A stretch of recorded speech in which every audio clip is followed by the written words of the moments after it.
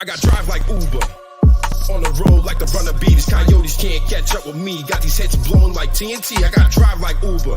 Yeah, all these lions in this pride with me. Hunting on the daily cause the dream ain't free. Gotta get it now. Time to wait for me. I got drive like Uber. All right. We are back with another episode of the Dinner Club podcast. I'm your host with the most, Lionel Walker, aka the Lion of Many Hunts. My other host is in the building. Tyson, what's going on, brother? Man, you know what it is. A lot in a little. Crazy weekend, crazy week. Yeah, man, it's been we called this episode Decompression because we definitely need to decompress. We've all reached the limit of our bandwidth and had to expand it. So it's been a wild adventure. You know, we got a lot of stuff going on, a lot of events going on, a lot of things taking place that we had in our normal responsibilities. People talk about work-life balance. I mean, it's work-life village balance right now. So, we're juggling. We're doing the best we can, but I just want to start off with how so proud we are of these youngins and the youth that are doing what they in the community. These youngins are amazing. And one thing that, me and you both have been touching on is like adults trying to come in and usurp their power and jump into the bandwagon now after these kids put themselves on the line and put everything on the line to be here for all of these people. So I think that it's important that we do touch on the fact that this has been a charge, especially in New Bedford, led by the youth, put together by the youth. And a lot of people spend a lot of time critiquing them. But I just want to say to all these elders that spend all this time critiquing them, you should find a mirror, bro, because they shouldn't even be having to fight this fight if we did our job. You know what I'm saying? And I said we because I'm involved in that.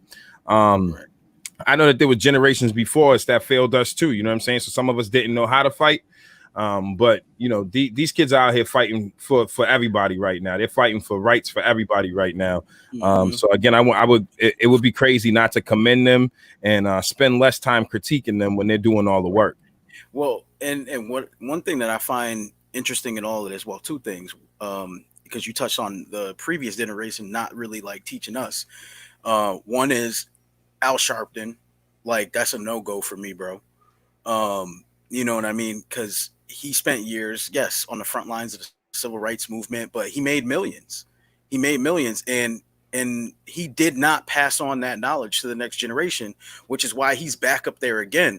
So to me, that him still being there is an admission of failure of the next generation, because he should have had a 40-something-year-old. Because I think Al Sharpton is like, 70, almost 80 years old. He should have had a 40-something-year-old who had a 20-something-year-old who had a 10-year-old that was learning the throws and the moves of a movement. And then the other side of that is the adults that were critiquing these kids. And no disrespect when I use the term kids, people. They're just younger than us. Yeah. And I just never had the opportunity to call anyone a kid in my life. So give me that. Right? Like, I'm 32. Let me get it off. And so when they're out there, they're critiquing these kids, and now they're trying to piggyback on their movement. So it's like you were sitting there like, I don't know if I can get involved, this, that, and the third, while me and Peter were out there every day with them. And now you're coming in riding your horse because you want to have conversations with the administration now on their behalf, because you want to make it look good in your press releases and make it look like, oh yeah, we've been doing things all along. We were supporting in the background, when really you were saying there was nothing you could do. When really you were saying, well, we'll see what happens, and then if we can get involved, and now here you are. And so I just find it funny that you critiqued them this whole time, didn't help progress it, but now you're here to take over. And to that I say, shame on you. Yeah, for real. And like, and shame on you, but big ups to these young women out here, especially like right now. It's a lot of, there's some guys mixed into the bag, you know what I'm saying? But really it's these young melanated women taking charge, you know what I'm saying? And leading the way. Shout out to this young woman, Linnea Gilreath. I think that's how you pronounce her last. It's Gilreath, I believe. And I want to just, highlight this quote she put up, because I felt like that was so powerful. And she said, they taught us violence, but we will teach them peace. And I got to give it up, because like that's something that resonated with me, and it stuck with me for a couple of days. You know what I'm saying? And like there's some people, again, that like they've been reaching out to these kids, and they've been utilizing these kids as their launching pad when these kids put in all the work. And it's like, well, now you're trying to, because you don't got your peoples that are ready to go out there and put themselves on the line. So now you're using these kids' platform to put yourself into a position of looking like you've been out here. And again, even though Tyson said we've been out there since day one, at no point in time have we didn't speak unless we were asked to speak. We didn't take charge unless we were asked to take charge in certain moments. We've always been in the position of we're here to support and guide you. And again, put pressure on, especially for people like, I'm just going to keep it a buck. All the people that are from out here that be talking all this craziness about us not being from out here, but we was willing to be the first ones to jump out the bag with these kids in the community. Nah, like I'm not hearing that no more. Like, honestly, like after a pandemic and after, you know, protests and marches and out here ducking and diving between some crazy situations, you know, I by no means I'm going to take no credit for what these kids put together, but I will take some credit for the fact, and they'll tell you themselves, that we've been out here fighting to keep things safe. When it was in the early phases of things getting violent or having the potential to get violent, me, my man Tyson, and a few other people in the community were on the ground making sure that that wasn't going to happen, putting ourselves in precarious situations to make sure that wasn't going to happen. So all of that bullshit about us not being from here stops today. It's over. I'm not hearing it anymore because we've put ourselves on the line for this community. My man tried to run for mayor and you shunned him. We're out here trying to run programming and you shunned him. It's not about us. It's about the greater good. And you've been thinking and focusing too much on us and not understanding what our actions are about, which is the greater good of the community and supporting these youth. Everything that we do is a youth initiative because youth is not incumbent upon where you live. Youth is a worldwide phenomenon. Youth is all about these kids connecting in a way that we didn't have the luxury or afforded to when we were younger, and they're influenced by each other via these technology, via these platforms. You know what I'm saying? So it's different from when we was coming up. So sometimes people just have an archaic way of looking at things and not understanding wholeheartedly that we are focused on the youth because they have platforms and tools that we never had that are more powerful and impactful than ever, and it's actually pushing the game to a point of actually shifting change. I want to talk about a lot of these. I want to talk about this concept that I was talking about earlier with these kids, which is truly, if we do our jobs, then we all should be able to retire. If we do our jobs correctly, we should not have another generation of needing to fight this. We should be on call. We should not be having to be active back in the community and playing these roles. So sometimes some of this is people keeping things at a Band-Aid level so they can keep relevance in whatever they're doing. So for some of these people in these programs, they're only doing this to keep themselves relevant, and it's getting tiresome. I'm from the streets, bro. Like, I got nothing invested in this other than the fact that I've had the lived experience of dealing with oppression from the system, from everything. I've even had the benefit of getting jobs because my mother named me Peter Walker so people would hire me, and it worked. But it shouldn't have to have been like that. And then I lived half of my life in the streets. I'm Larnell, into the professionals. I'm Peter. Even right now in some of these organizations, when I first started getting involved in them, I had to come in as Peter because Larnell was a little taken aback, and we stopped that. You know what I'm saying? We got to a point where we stopped that. So again, all this talk, all this positivism, all this jumping in the ring now, when these kids put the blood, sweat, and tears in out in the streets to make a difference, when these kids were the ones having the interactions with the cops when they were rowdy and ready to be crazy too, you know what I'm saying? It's facetious and it's disrespectful to their movement, especially as young Black and melanated women taking the charge. You feel what I'm saying? Because and here's the thing: the people that are coming in now, they are the diplomats, right? They're the ones that pride themselves in their diplomacy and sitting at the table and trying to, hash out agenda points and things like that. And that would have been needed at the beginning of this when you thought it was too dangerous to come out. When you were like, "Ooh, I don't know if they're going to riot or do this or that. And so I'm going to stay back in the cut and see if they do that. And if they don't, then I'll help." No, they needed you more then because they were raw. They weren't refined. They weren't focused on getting to the table. They were focused on getting heard and getting their message out.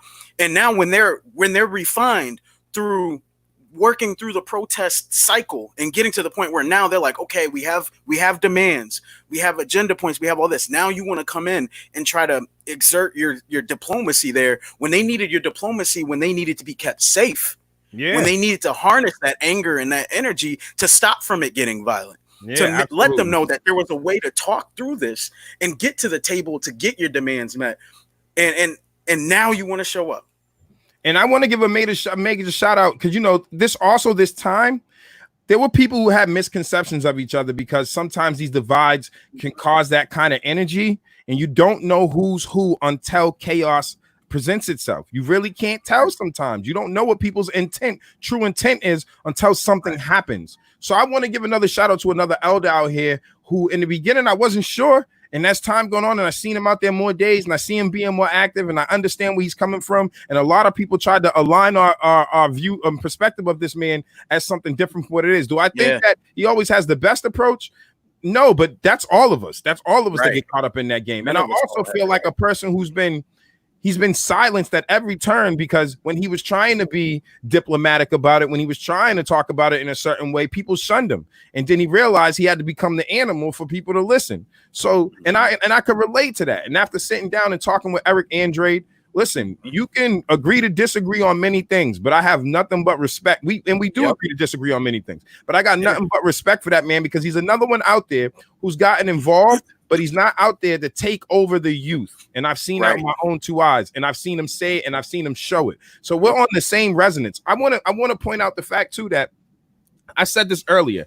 I try not to pick sides of movements. We are all aiming for the same target, but the ones that I don't run with are the ones where egos are above the cause. My life is mostly lived. It's about ensuring none of our children have to endure another cycle of this archaic mindset in our society. It's about control all deleting a system that needs an update and a reboot, not individual feelings and overinflated personas. It's that simple. I'm not dealing with people's egos. Like, if you're out here with an ego during this time, you're not helping the cause. Go home. You're not helping. Go look in the mirror and self-evaluate, because the only way I can be out here doing what I'm doing right now, based on who I was to where I'm at right now, is completely stripping my ego from the equation and understanding that these kids led the charge, and respect that and hold them down. And the funny part is too, is y'all think the kids don't realize. They know. Right. Yeah. There's always something with the next generation trying to act like these kids don't know. No, they know. And they're becoming very privy to who's down and who ain't. Who's helping him write letters to the attorney general like Dana Ribeiro, who's not even in office no more and active, but still out here doing what she can. People like Derek Baptiste, who has spoken up and been out there and been a commoner among them, not somebody who feels like he's holier than thou on city council. Right. You know, there's been a few people, you know what I'm saying, that we can definitely look out to. I've been noticing ever since we went to the mayor's house. You know, I can't speak on intent, but I can say that from my eyes seeing people out, I've seen Tony Cabral being a little bit more active, and he's literally next door neighbors with me. He went and rung that man's bell because these kids wanted to talk to him. So shout out to that. You know what I'm saying? Like, again, and some of these people are using it for votes and all that other stuff, but I could tell you from my experience, the people that I'm naming, the people I'm speaking up on, from Kerry Cox, Mandy Frazier, Niche Vino, Rayana Grace, I've seen out here too. I mean, her and her significant other came out there. I don't know if she's married, but her and her significant other came out there and held it down. And there's just so many people. And even if we were the ones that kind of got them activated, it's the ones or the first initial group of the elders that got the other elders activated. It's the ones that come out there and got activated, but will not try to take shine away from these kids. Exactly. I'm going to tell you, elders, I'm putting you on notice. I'm a very stoic individual as best as I can be right now. But one thing that will awaken the beast is any of you trying to take something away from these kids, because I will address you as such. I'm not dealing with it. I'm not hearing it. I'm not having it. Don't make me go back in that bag. I promise you, if there's one thing, I'm out here, I don't care about me. I'm defending children. I'm defending these young women who are going to be people that influence my daughters, who's going to be somebody who's going to be a support, you know, my wife that's going to be a support system for them. I'm not here for the BS. I'm not. And the BS stops now. You've been put on notice. Peter Larnell Walker will approach you as such. I'm not hearing it. I keep telling y'all, I'm a nice guy. I work in the community, but my bag is from the streets, and I will go back in that bag if you're disrespecting the movement that these kids are making happen. These children, and I say children respectfully, because to me they are. But these are young adults. These are the same young adults that everybody tries to malign and judge and make judgments of, that are out here leading the charge. I don't give a crap if it's a young white girl from a Cushnet trying to put together something. If she doesn't understand it completely, at least she's trying to take the initiative. And it's time to stop this ageism, because before we can't even get to the part of racism with all this ageism going on. So it's time to stop it. It has to stop. It's going to stop. I'm not hearing it. Peter Larnell Walker is not hearing it. Listen, I don't work for nobody. I work with everybody. I run my own business. I'm my own man. I've done this with the intent of never having to fear taking a stance. No job that I have can make Right. me fear it. The people that work with me will not make me fear it. I am not hearing it. Stop playing with these kids. Stop playing with the movement that they started. Stop trying to take credit for what they're doing. Right. I'll co-sign on that one. Gotta take a breather. So let me sip this coffee, man. Right. Exactly. I was like, I'll co-sign on that one. That's all I got to add to that. I'm not hearing it, man. I'm not hearing it because the same thing happened when I was coming up. And a lot of our voices were silenced and we couldn't make moves because people was leading us down the wrong path, or the people that acted like they cared was just trying to fund their own programs, man. Exactly. It was about them getting the benefit of whatever you were going through or whatever work was being done. It wasn't about the actual outcome. What blows my mind is they see some of these kids having dynamics of trying to work together, right? And instead of helping them coalesce, they're dividing them. Yep. They're dividing them. Some of them are matching some of the kids that still have egos in this because their egos in it and they identify on an egotistical level. But everybody knows and everybody can see with your own two eyes who's out there. Right. Lene is out there. Monique is out there. Shakira's out there. Tyrell is out there. Sierra's out there. Jamie is out there. Still. And there's plenty more to name. Christian's out there. Right. These are the youth that started this initiative. Respect them. Respect them. And if anything, bring mentorship and guidance to them. But they've chosen. They drew the line in the fan. This is their fight. You had your shot, bro. Get out your high school glory days and whatever was happening before because you didn't do it. And now they're trying. And I'm going to be honest. They're making more headway than a lot of people thought they would. So respect their hustle. Respect their ambition. And get out the way. Either step up or sit down, bro. I'm tight. If y'all can't tell, I'm tight. Respectfully, but I'm tight. And I got no patience for adults, people my age or older than me, trying to play games with these kids. Okay? I don't do this because it's fun. I do this because it helps me grow and it's a part of my reformation. If I can't redeem my soul, at least I can save somebody else's. It ain't about my name. Is the joy. The byproduct is the joy that we get from seeing these kids grow and actually forging real relationships with them where they feel like they can come and talk, or even if they don't want to talk and they just want to sit down and chill and listen to music, like they feel comfortable enough to say and do things with us and not behind us. They look to us and say, we understand that you understand us. And even if we don't necessarily understand them, they respect the fact that we're willing to take the chance to listen, where a lot of people would just tell them. Absolutely. And I will say this again, when shit emojis hit the fan, we got to realize it was easier to identify who's with who and who's going to go hard for who. And there are divides being mended at the same time that some people are still trying to play the game with their egos to divide. I'm not I'm not in this for fun. I got a newborn coming. I got a 2-year-old in the crib. I got plenty of reasons, plenty of privilege that I gained throughout my grind to stay home. I refuse, and so does Tyson, and so does all the other elders out there who are actually just doing simple things. Instead of judging the kids about leaving the block messy because they went on the march, we'll clean it up. Exactly. We'll clean it up and then tell them, yo, next time, make sure y'all, and now they're taking trash bags, and now they're cleaning up. Exactly. We show through example, bruh. And sis. Yep. And everything else. I want to say that the fact that they adjust quickly once you let them know. Respectfully. Like there's really no there's no hemming and hawing. They're just like, okay, well, next time we'll remember to bring a trash bag.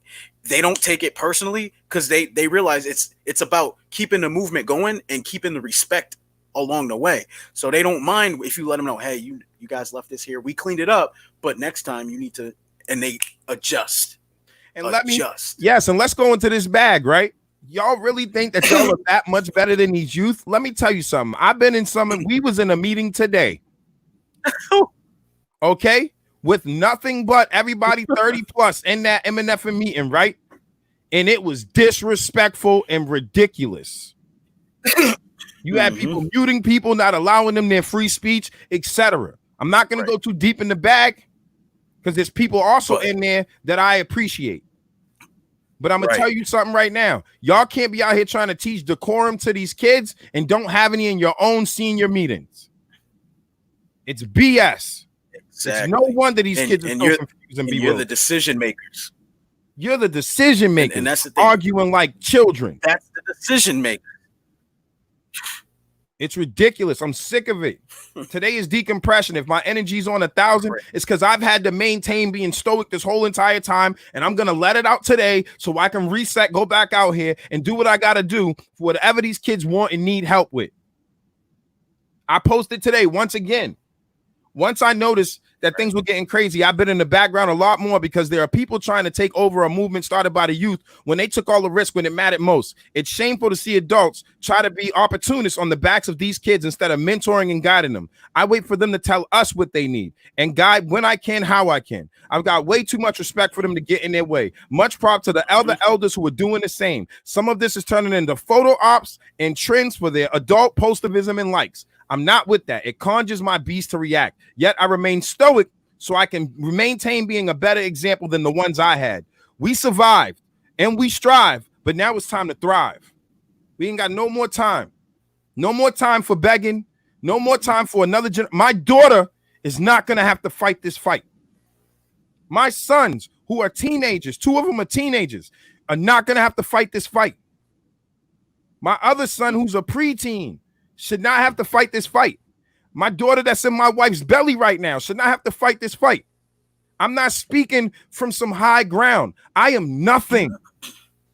I am nothing. I was a womanizer. I was out here contributing to the cycle because I didn't know any better, and all my elders around me failed me and failed to show me a way, and I had to find a way on my own.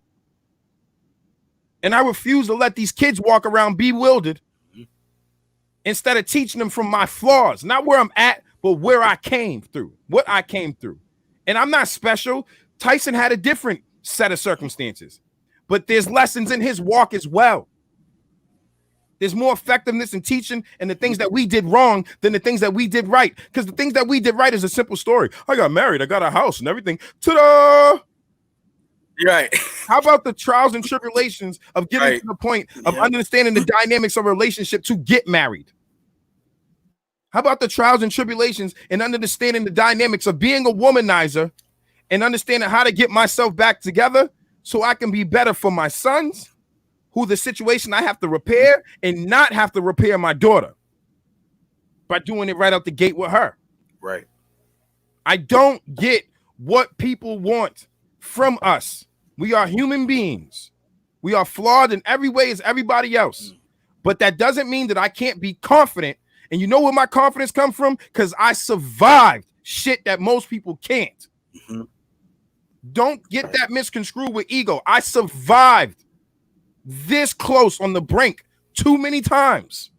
There is no reason for me to not feel confident when I'm here breathing this air today and watching these youngins lead the way. That's where my confidence comes from. It comes from seeing the next generation take charge while everybody else uses their platforms from their age generation to judge them. Right. I survived long enough to see something I never thought I would see. These children are incredible. 30 was not guaranteed when I was coming up. When I tell people all the time, to be 35 is a miracle to me because I was sold in my head that by 25 I was going to be dead. Right. And I was close. I had teachers tell me that in the hallway.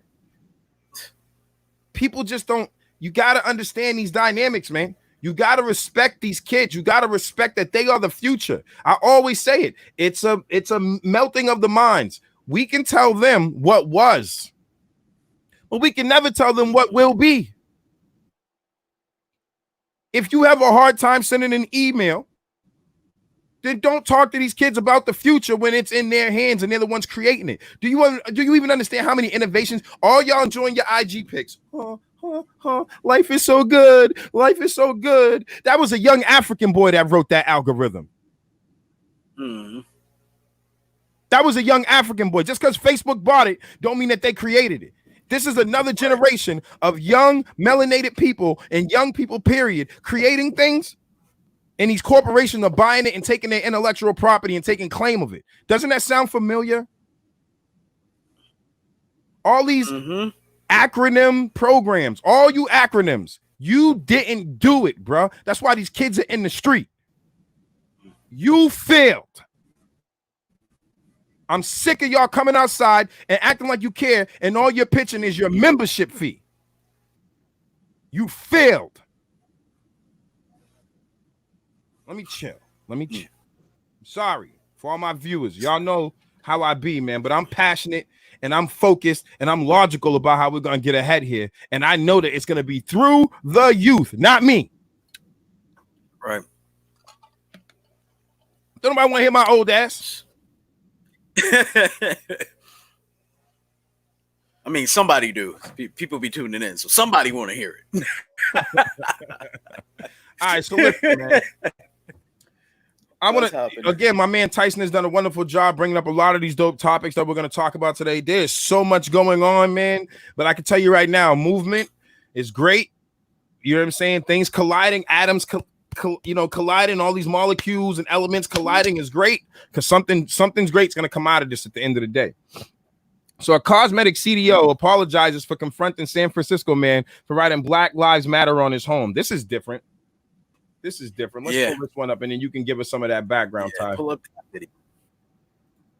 Yeah, so the CEO of a cosmetic company, which is named in an article, and actually the company that she works with just pretty much cut ties with her because of this. She saw a minority male in front of a nice home and was putting Black Lives Matter on the retainer wall, and she confronted him, questioning him about why he was doing that, and did it from a space of not believing that he belonged there just because of his race. And she even went so far as to claim that she knew the owner of the house, and he was like, really? And so that's kind of where that ensued, and he didn't correct her or nothing, but apparently later he waved at her from inside the house, and she skedaddled when they saw each other next time. And he said he was like, I just want an apology, like her to look me in the face. So there you go. Remember now, this was him doing it to his own house. Own property. Is this your property? Hi, I'm asking you if this is your property. Why are you asking? Because it's private property. Because it's private property, So, sir. are you defacing private property, or is this your building? You're free to express your. By the way, that's chalk. I want everyone to remember. Okay. Absolutely. Sure. Just respect. That's Sure. chalk. So we're just saying, absolutely, your signs and everything, and that's good. This is not the way to do it. Okay. It's private property. But if I did live here and it was my property, this would be absolutely fine. Totally. And you don't know if I live here or if this is my property. We actually do know. That's why we're asking. Oh, really? Because you live here, right? You said so. Because we know the person who does live here. Oh, okay. So Then that's all I we suggest wanted you to call ask. him Not or disagreeing with call the you. police, Why do you or wanna call the police? because What do you you're want accusing me to of a do? crime, correct? What I'm asking you is why are you And I'm doing not this? answering you. Okay, that's fair. That's fair. So your choices are to call the cops if you believe I'm calling a crime, and I will more than be happy to talk to them. Okay, thank you. What's your name again? I'm Lisa. Lisa, what's your last name? What is your name? What's your name? I asked I'm first, not Lisa. committing a crime, What's your name, sir? What's your last name, sir? What is your first name, sir? I'm not answering. I'm not talking to you. You're talking to me. I'm asking you the questions. Well, we're not doing anything illegal. Neither am I. Oh, Actually, yes, you are. actually. Really? Oh, okay. Well, then call the cops. Thank you. We will do so. Lisa and Robert. Yeah. I'll be right here. Okay, thank you so Bye. And that, people, is why Black Lives Matter.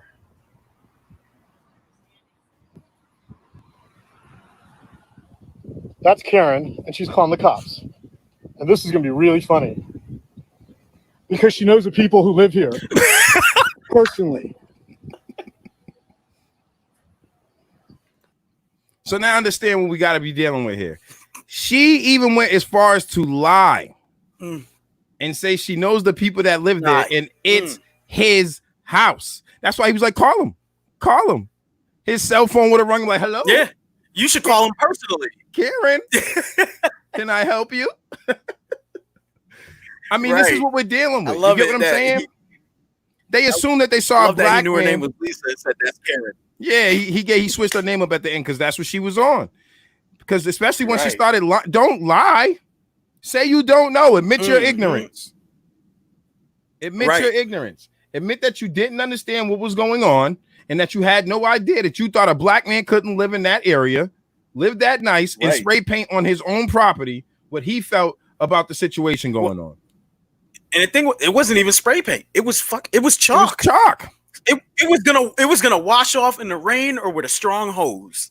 That's why I think that is even more crazy that she even tried to come at him saying defacing property when per the letter of the law, as long as you can remove it with water and not a solvent, it's not defacing the property. Nope. That's why you see kids chalking up the sidewalks everywhere, right? Exactly. This is what we're dealing with.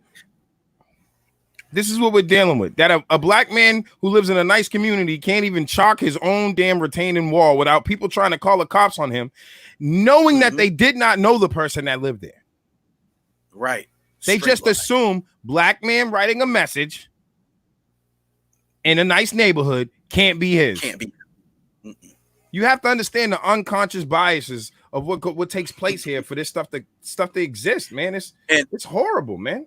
And I forget the name of her company, but she had a partnership with Birchbox. And so Birchbox is the company that said, nah, we're not playing that game. We're cutting ties with her. Like, that's not how we move. That's not what we believe in. So she really, the name of her company was LaFace Skincare. LaFace Skincare. Well, guess what? You got a whole bunch of something in your LaFace.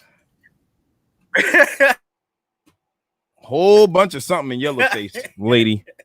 Got egg all over you. Like, yo, leave. Like, here's another. Like, yo, man. I'd rather you call the cops than I don't rather you do neither one. But why you went up to that man and lied? You said you know who lives there. Like, do you understand the psychological trappings of what that means? Nobody's saying that they're for sure racist, but that's some racial shit right there. When that person knows you lied to their face. He's like, what? I thought I live here. Like, wait. Let me check my lease again. I'm not sure. Maybe y'all talking crazy. Now, what's crazy about this is that, like you just said, you believe that they're probably not racist, but this is definitely racially driven. And a lot of people don't understand the concept that you can have racist actions that happen and you don't think they are. You think you're like, oh, I'm looking at this. I think someone's doing a criminal act. But the reason why you perceive that to be a criminal act had everything to do with the skin color of that person, to the point where you're willing to lie in order to pressure that person to stop. Yeah. That lets you know what you really feel in your heart of hearts about black and brown people. Not saying every white person, but in her particular case, in her heart of hearts, she does not believe black and brown people to be as good as her. Period. And you can feel the condescension in how she was talking to him. Mm-hmm. She was polite, but she wasn't polite, but it was condescending.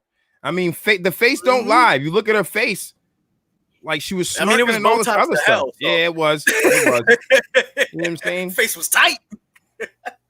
But like, know what you're getting yourself into, because black people are now savvy enough to let you call the cops.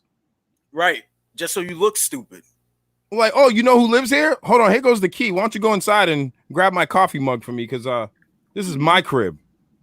Because guess what? She probably didn't flex and call the cops too, because if she had called them and it was his property, then that would have been, now the NY, I think that was in New York, but the NYPD seems to be on the, we're going to go after you for a false call.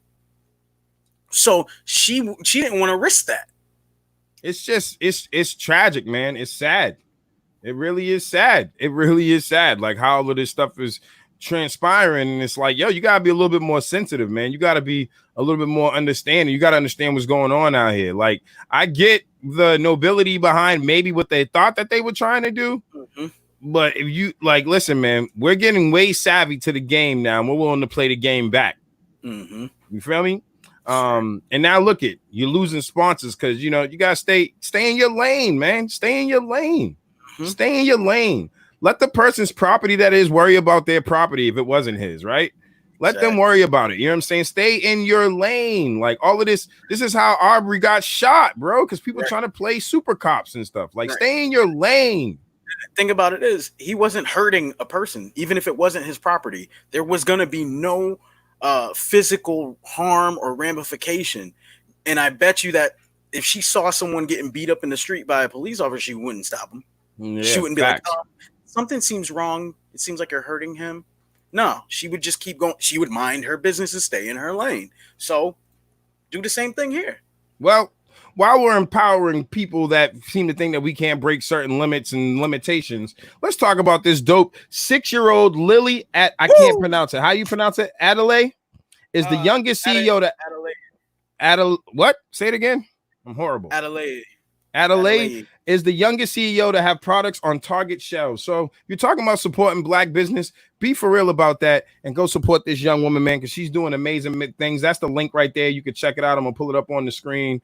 Again, man, like, I don't know what's up with people, and this is how you know history's been jacked up.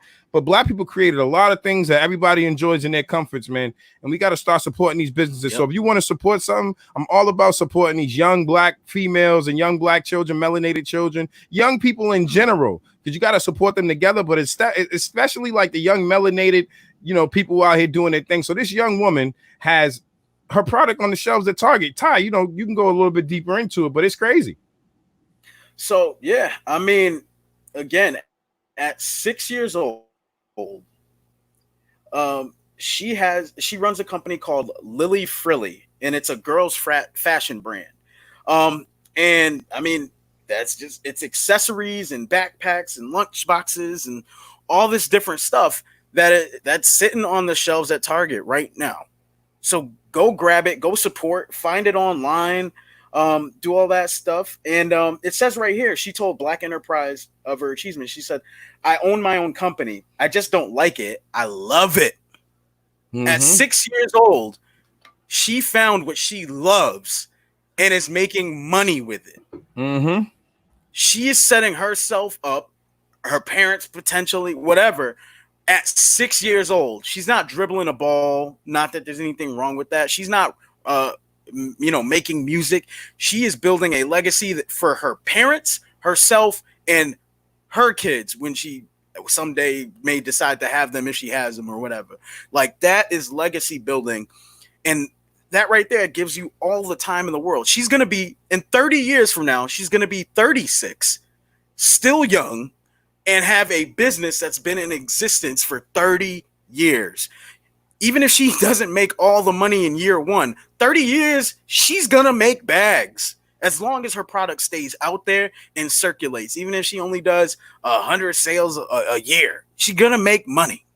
And one thing I definitely want to highlight the fact is that she got it from her mama. You know what I'm saying? Like, her mama is an entrepreneur, or how they put it in here, mompreneur. I think that's cute. And she dominated the hair industry herself when she had a black hair line, the main choice. So, she passed it down. This is what we're talking about. Like, we can't treat our children like we can't pass down this knowledge and inspire them to, like, maybe they don't want to run your company. Maybe they want their own company. So empower them. Pass it down. There's nothing wrong with this. You know what I'm saying? Now, because we need that. We need to create generational wealth for real. There's too many people that don't feel like they didn't have a leg up in this race, but your peoples did, and then your people supported their peoples. You understand what I'm saying? So it gave you an automatic leg up. So shout out to this young woman doing her thing, man. And shout out to her mom doing her thing and instilling that kind of work ethic and that kind of passion into her child to make sure that she's moving ahead in the game, man. Because it's important that we do this. We need more things like this going on, man. Because the world is crazy, and you would think that we can't do much. And like, there's another young woman who started, like, I believe it's like a tea company or something like that. It's like Sweet Bees or something like that. I gotta find that information. I'll make sure I'll share it on the link, but. Again, there's a lot of young entrepreneurs out here doing major things, and a lot of that stuff is just like it was back in the day, being suppressed. So people can't, you got to go find that information and sift through it instead of celebrating the fact that there's young people out here innovating and changing the game. So shout out to that family, man, for real. You know what I mean? Like, again, we're trying to keep some positive vibes during these time. I want to bring up another positive vibe. I just want to say big shout out to the community that had a major win today. In the Supreme Court. It's tough sometimes because we're going through so much crap right now that some people could feel left behind. So I want people to understand that. And this is why I asked the community, big shout out to what you're doing. Now, again, continue to help the fight of the plight of brown and melanated people across the planet, because it's important.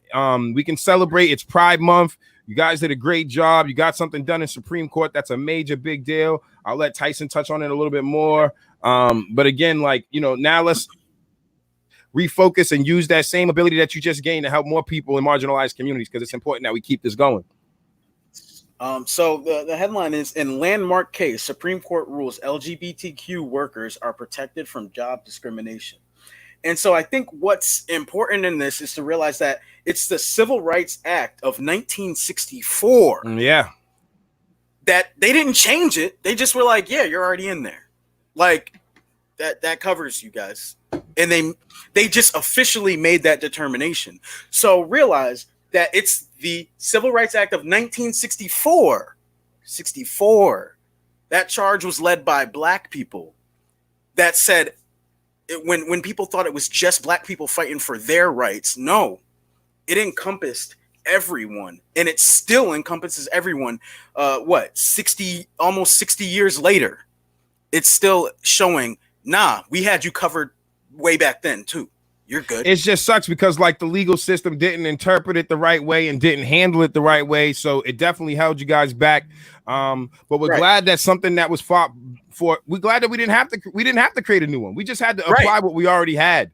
And that's what it's about. Even right now, a lot of the unfair treatment that we're getting, laws and shit don't mean nothing if nobody's applying them properly. Right. So what does a law mean to a marginalized community that's not being treated lawfully? It doesn't mean anything. You know what I'm saying? We have to have these rights, and these laws mean something by people actually doing what they're supposed to do. And the other part about this that was interesting is that people brought up the fact that this was also voted on by Republican judges, Supreme Court judges, like they were in agreement. And that was one. Go ahead.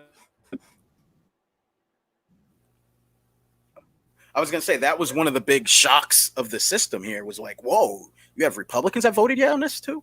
So yes, again, I think humanity doesn't have a party line. The right thing, we need to realize, doing the right thing doesn't have a party line. And we need to start fighting against that mentality that if you believe this, you're wrong because you're this party. And if you believe that, you're wrong because of that party. Humanity doesn't know a party. The right thing doesn't know a party. We just know it when we see it. So, like you just said, man, you got to humanize yourself and understand, man, like this is insane. How we get so caught up in the game and lose the fact and track of humanity and understanding the complexity of what it means to be a person with an opinion versus, figuring out, because again, I didn't see anybody even give that any kind of notice. Like, well, a majority Republican or an increasingly Republican conservative court passed this. You understand what I'm saying? So it's like, I don't know, man. I don't know. You know what I'm saying? I'm not of the community per se, but I support wholeheartedly. I'm glad that when we fought for civil rights, it truly did include everybody. Right. And that should be something that we emphasize more. So we all got to be thankful for the fight and the plight of what happened back in the 60s. But again, we're looking at a time where all these alphabet organizations and all this other stuff didn't actually make sure that these things were being enforced, and the whole time been like placating to it. When I say the alphabet, I don't mean the LGBTQ. I'm talking about NAACPs, all of that stuff. And it's just sad. You know what I'm saying? It's just sad that these people aren't doing their jobs because they're trying to keep a job, you know, versus understanding that when you solve this is a problem to be solved, and you can go into another career field, which is maintaining the peace, things like that. You're not going to be useless after we solve the problems. You're going to be, you know, you're going to be rewarded and revered, and then you're going to be transitioned into something that's going to maintain that level of peace and maintain that level of rights that we've gained.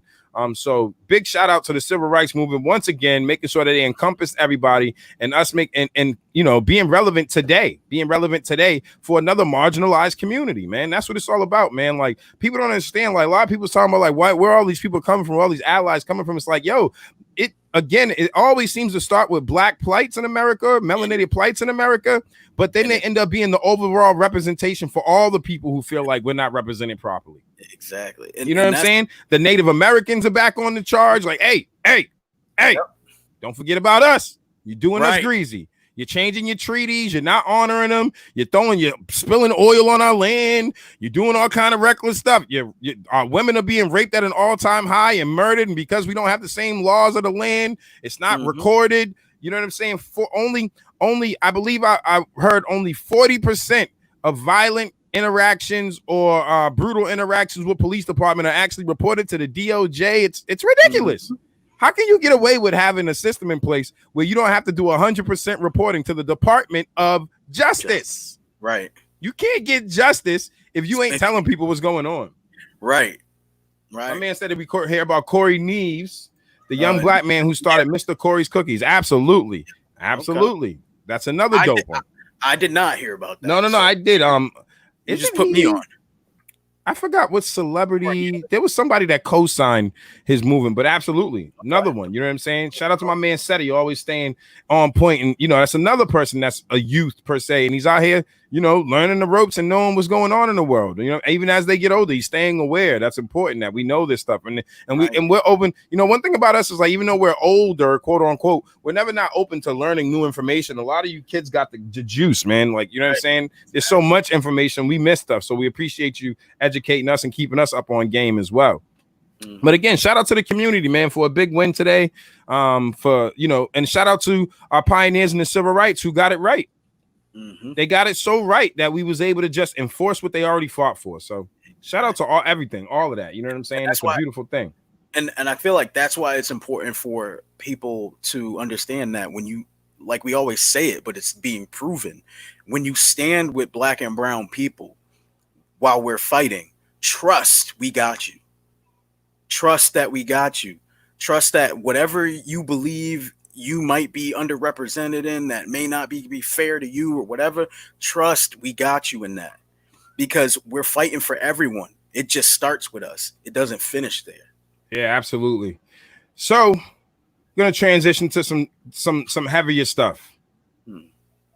You know, this is why I've been out here, myself, Tyson, a whole bunch of the other elders have been out here trying to keep these kids marginally peaceful, because even if you're considering getting into a conflict, you need to understand that the system that's in place has strategies. You cannot fight strategies with no strategy. So even if you do want to go that route, you have to have a department or a crew of your people that are focused on logistically, how do we actually combat what we want to combat? We just can't aimlessly. That's slaughter. That's slaughter. If we just let all of our youth get amped up, go out here and just commit violence, you know what I'm saying, against violence, but with no plan.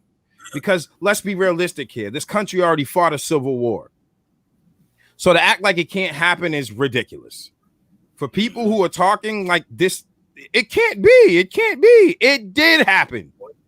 Yep. Like, what are you talking about? This country has been at war most of its existence. If not with ourselves, with other people. Check your track record and check your privilege at the door.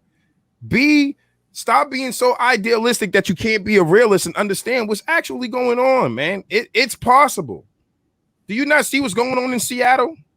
But before we get to Seattle, I'm going to bring that up later because I want to honor a young woman who's been slain and was leading the charge. Again, another young woman out here leading the charge, man.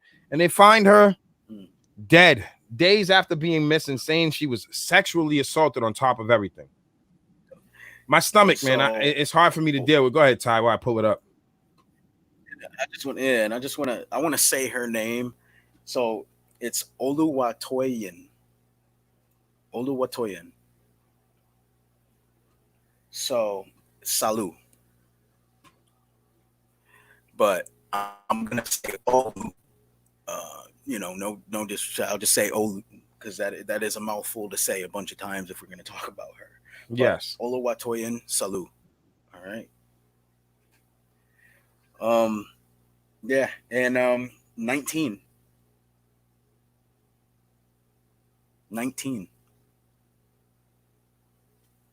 Not even legal to drink.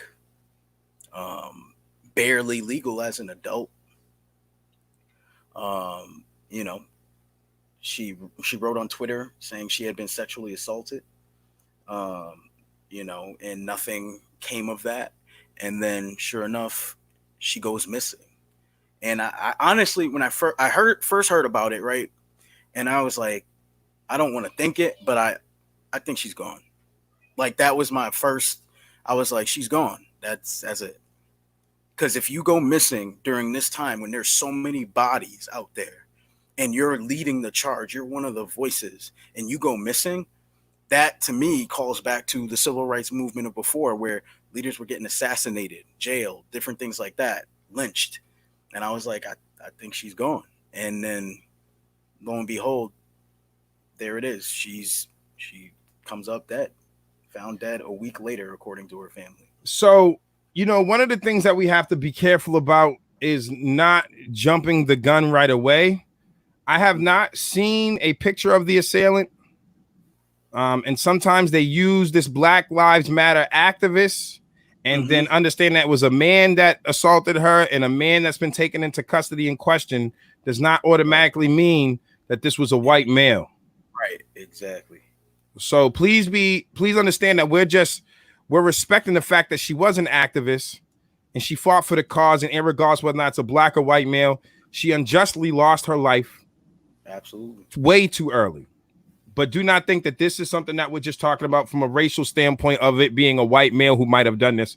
I will err on the side of saying I would almost think it wasn't based on reading this, because if it was, they would say it. Yeah, well, and that's what I was erring on. I'm like, all right, this is one of those things where if it was 100% either a white male or a black male, they would say it.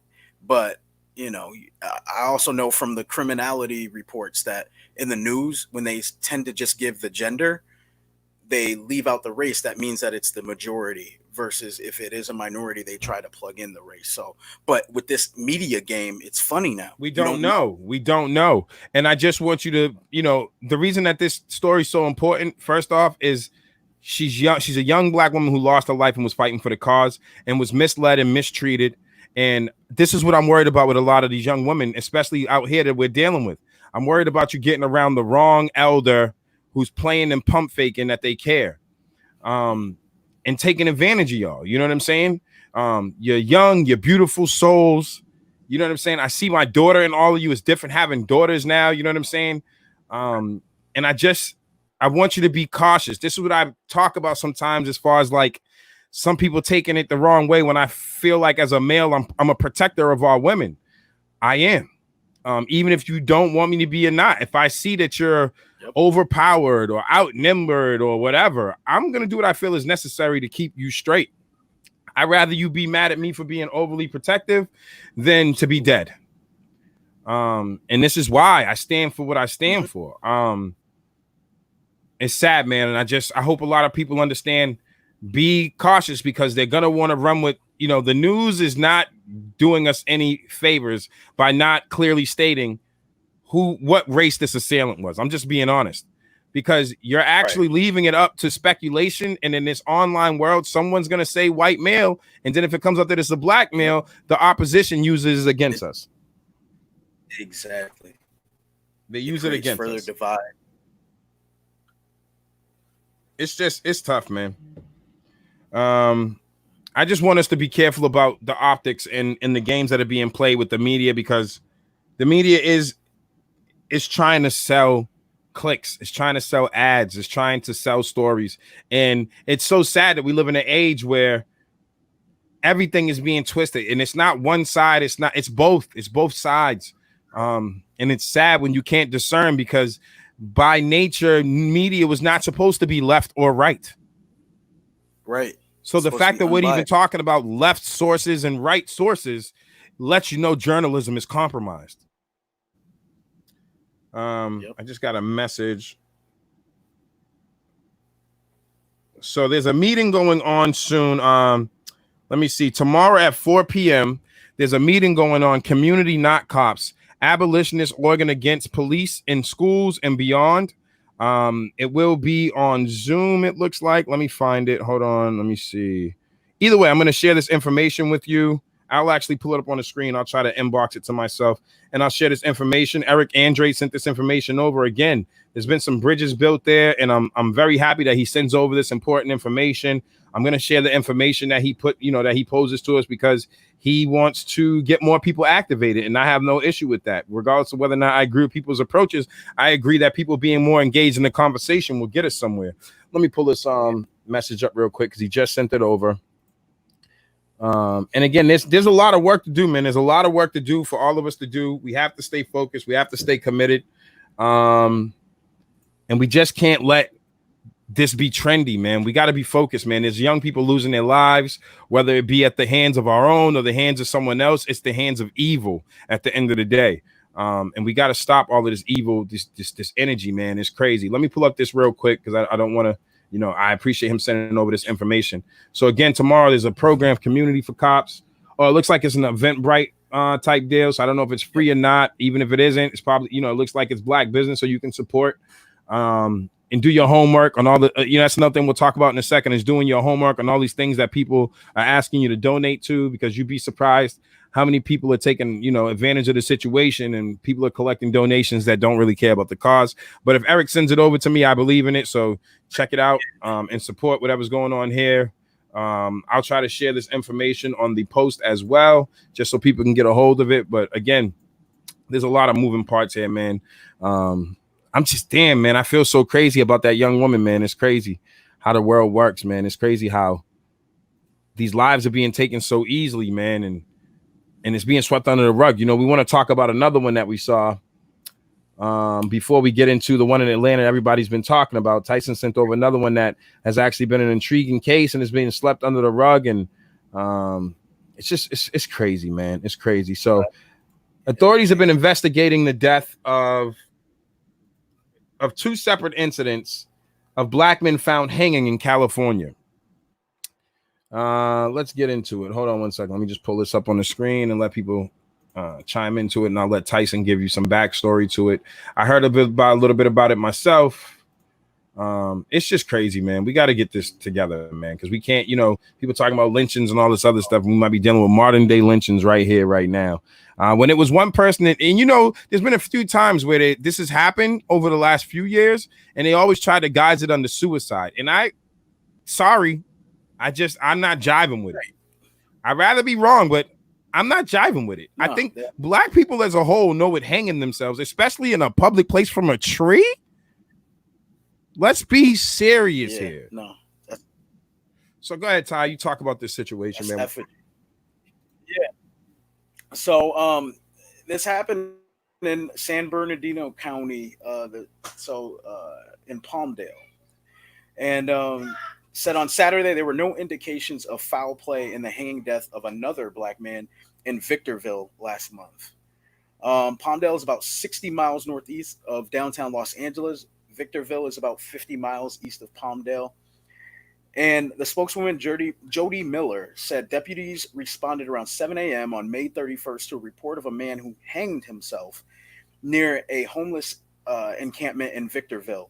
He was later identified as 38-year-old Malcolm Harsh. Okay. A death investigation is being conducted, Miller wrote in an email to the Desert Sun. There were no indications at the scene that suggested foul play. The cause and manner of death are pending. And again, like what was stated, hanging yourself in a public place, it has historical relevance to where black people don't do that like that. Not in a public place, because not saying this couldn't have happened, but I don't believe it. Because we understand the ramifications of doing that without a note.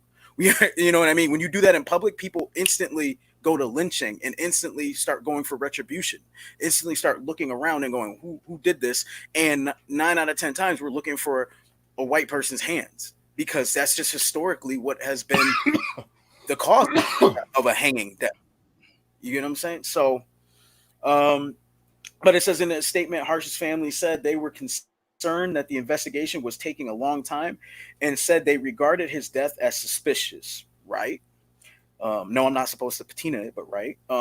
He didn't seem to be depressed to anyone who truly knew him, the family said. Everyone who knew our brother was shocked to hear that he allegedly hung himself, and don't believe it to be true, as well as the people who were there when the body was discovered.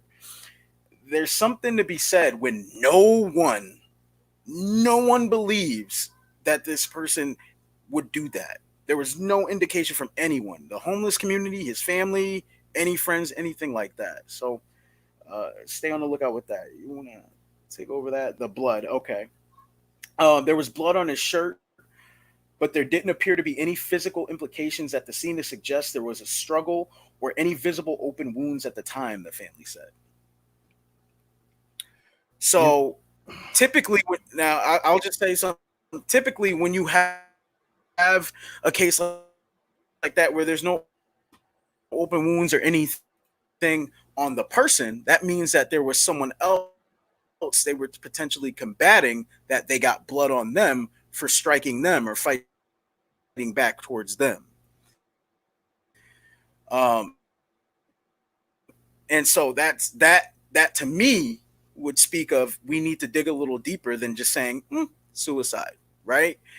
Because if he's not cut, that's not his blood. It's got to be someone else's. So now you kind of dig deeper and find out, is that person in the system? Is there DNA popping up in the system? Things like that. So, I don't know where else to go, but I just looking at that like that. Listen, man, it's this stuff, like, man, like trying to stay. I can only speak from my experience, right? And from my experience of knowing the depths of where I could go with a lot of this stuff, it's hard to stay calm, man. And it's hard to tell these kids to stay smart, man.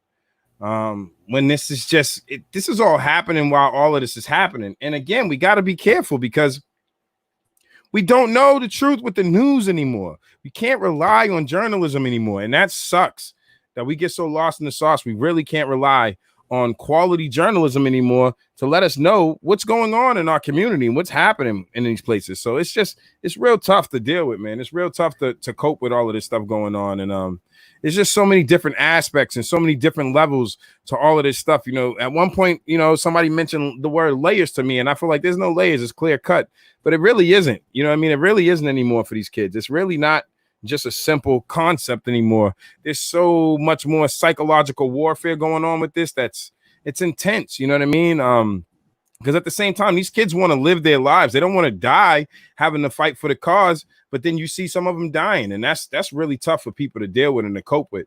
So again, like, this just, listen, all I can say is do the best you can to be smart and strategic about the things that you want to do and the things that you feel are necessary during these times. Because no matter what you think, the other side is weaponized and ready to rock. The other side is strategically in the ability to have the weaponry to do whatever they want. A lot of these police departments are militarized in the way to do whatever they want. So a lot of this psychological warfare is taxing. And I say, if you can, try to digest a lot of this in moderation. I I wasn't able to make it through. I've seen enough videos of us dying. I wasn't able to make it to the 8-minute mark of George Floyd's video. I wasn't able to make it to the 4-minute mark. I'm done because I've seen I had 7 male cousins. Everybody's dead. When you come from certain environments, you feel like life is final destination. I'm 35, and every time I feel like I get too comfortable, it's so chaotic that I feel like I'm about to die all the time. Like, that's hard to live with. When things are so good, I feel like this must be the end. You know what I'm saying? So, and I'm only speaking from my personal experience. So it's really hard to deal with this psychological warfare of the media being left and right and not unbiased. What is an unbiased form of media anymore? We try to be, because we're not left or right leaning. We're right or wrong leaning. We'll give kudos where kudos are due, and we'll give, hell to whoever's wreaking havoc out here, regardless of where they come from or what their background is. You understand what I'm saying? We're trying to keep it as unbiased as possible. And that's why it's hard for us to align with any of these local media outlets. Because some people, this game is so rigged, man, that the people that are running outlets don't understand how there's algorithms built to push them a certain way. Mm-hmm. They're victims that they think they're controlling the game. They don't understand that they're being controlled to keep pushing narratives for clicks and likes. This show may never blow up. I don't care. To be quite frank with you. It costs me X amount of dollars a month to put the platform up. It costs us X amount of time. It costs us X amount of dollars to put the platform up. It costs us X amount of time, but it's something that we feel is healthy for our community. Right. It's not to get clickbait. We're not here to necessarily entertain you unless what you feel that we're talking about is some form of entertainment or educating you. Right. We're not here for a crowd that only agrees with us at all. If you disagree, come on and talk to us. But in my experience of living chaos and seeing peace, there's a middle ground that we have to reach, man. Right. There's everybody, all of us, white, black, purple, green, whatever. We all have to work on our subconscious biases. We all have them. And to deny that you do is completely ignorant. And you must understand that even when you feel like you're no longer a racist, it's a this is a lifestyle. This is not a meal plan. This is a lifestyle. So you never stop working on addressing your own biases and teach other people to never stop working on addressing their biases. We will get somewhere. But if you think, I've had plenty of time, I've been long enough, I ain't dropped the N-bomb, I'm good. No, you're not. Life is a marathon. Mm-hmm. As my man Nipsey said, rest his soul, the marathon continues. Keep working on yourself, man. It's really the moment you think you have control of it and you take your hands off the wheel is the moment you hit the bump. Period. And that's when the ravine appears out of nowhere. And now you in the ditch and shit. Like, so you have to constantly be working and working on yourself to make sure that you don't take your hands off the wheel and hit that bump. And now you end up in a tragic situation. All right. And you could take people along with you that you don't even intend to. So people neglect to realize the easiest thing you can do is this. That's the easiest thing you can do is point fingers. The hardest thing for most people to do is stand in the mirror and say, I fucked up. I get in the mirror. I've gotten comfortable with the mirror. So comfortable that what others feel about me doing this doesn't matter to me. If I'm looking in the mirror and I'm saying, yo, are you addressing your biases? When I say I used to be homophobic, yes, that's true. But I still work on it constantly. Right. There are things that I'm honest that I'm not all the way comfortable with yet. I'm not all the way there, but acknowledging it will try to get me as close to there as possible. Mm-hmm. I don't understand. I'm honest. I don't understand pronouns. I don't understand it. Right. I don't understand it. That doesn't mean I hate it. That doesn't mean I don't approve of it. I just don't understand yet. And hopefully one day I will come to an understanding where it's easier for me. And then you know what happens? Let me tell you what really happens. I'm like, what the fuck do I care? Like, what do I like? Why? Most of my biases that I have, I'm like, that's fucking stupid. That's other people's lives. Live your life. Right. Live your life and allow me to live mine. That's all. That's all it really boils down to nowadays for me. I don't have time. Listen, I only apply pressure to people close to me, like Tyson and others that's super close to me. Because I see potential, I see greatness, and I expect the same pressure to be applied back to me if I'm dropping the ball. Right. But live your life, bro. Live your life, sis. Live your life, whatever. Live your life. I say mermaids. I don't want to be, it's not insulting. I literally feel like if you want to, if your life is Narnia, live your fucking life, bro.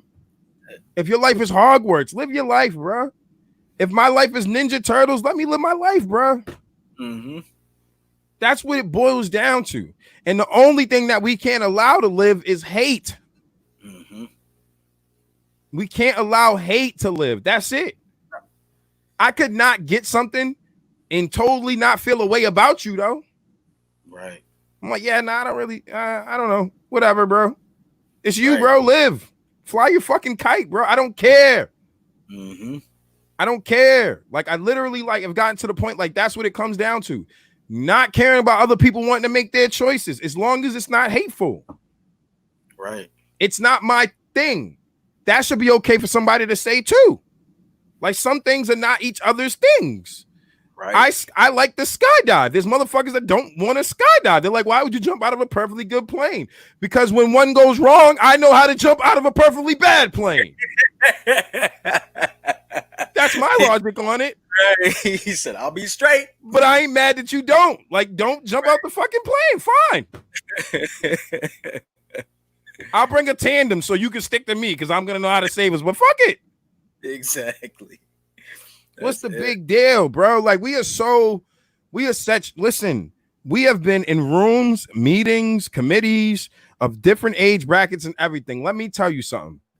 Immaturity is not incumbent upon how old you are. Nope. Immaturity is not incumbent upon how old you are. I know some youth that are far more mature than a lot of the adults I'm around.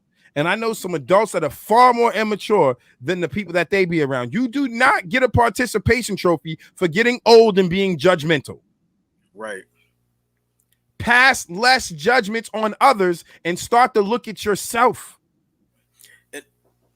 That's one of the things that I've always had a battle with when it comes to people saying, wisdom comes with age. When in reality, it comes with experience. And there's a lot of youth who've been through more than an 80-year-old in their short lives that can give you perspective to help you get through things. So how do you just say, because I made it to this age, I must be wise, I must know more than you, I must any of that? And the other thing is, not every experience is a good one. Even if you make it to that age, you may not have any advice to give me or anything to add of value in my life.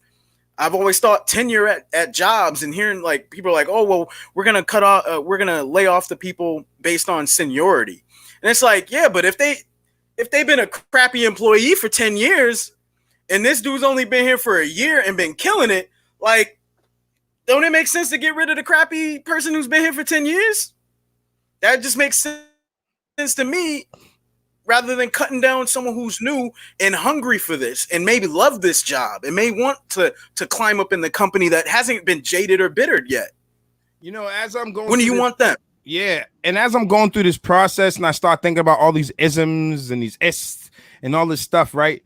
And I really if we eliminate all of these, it's about being a better human being.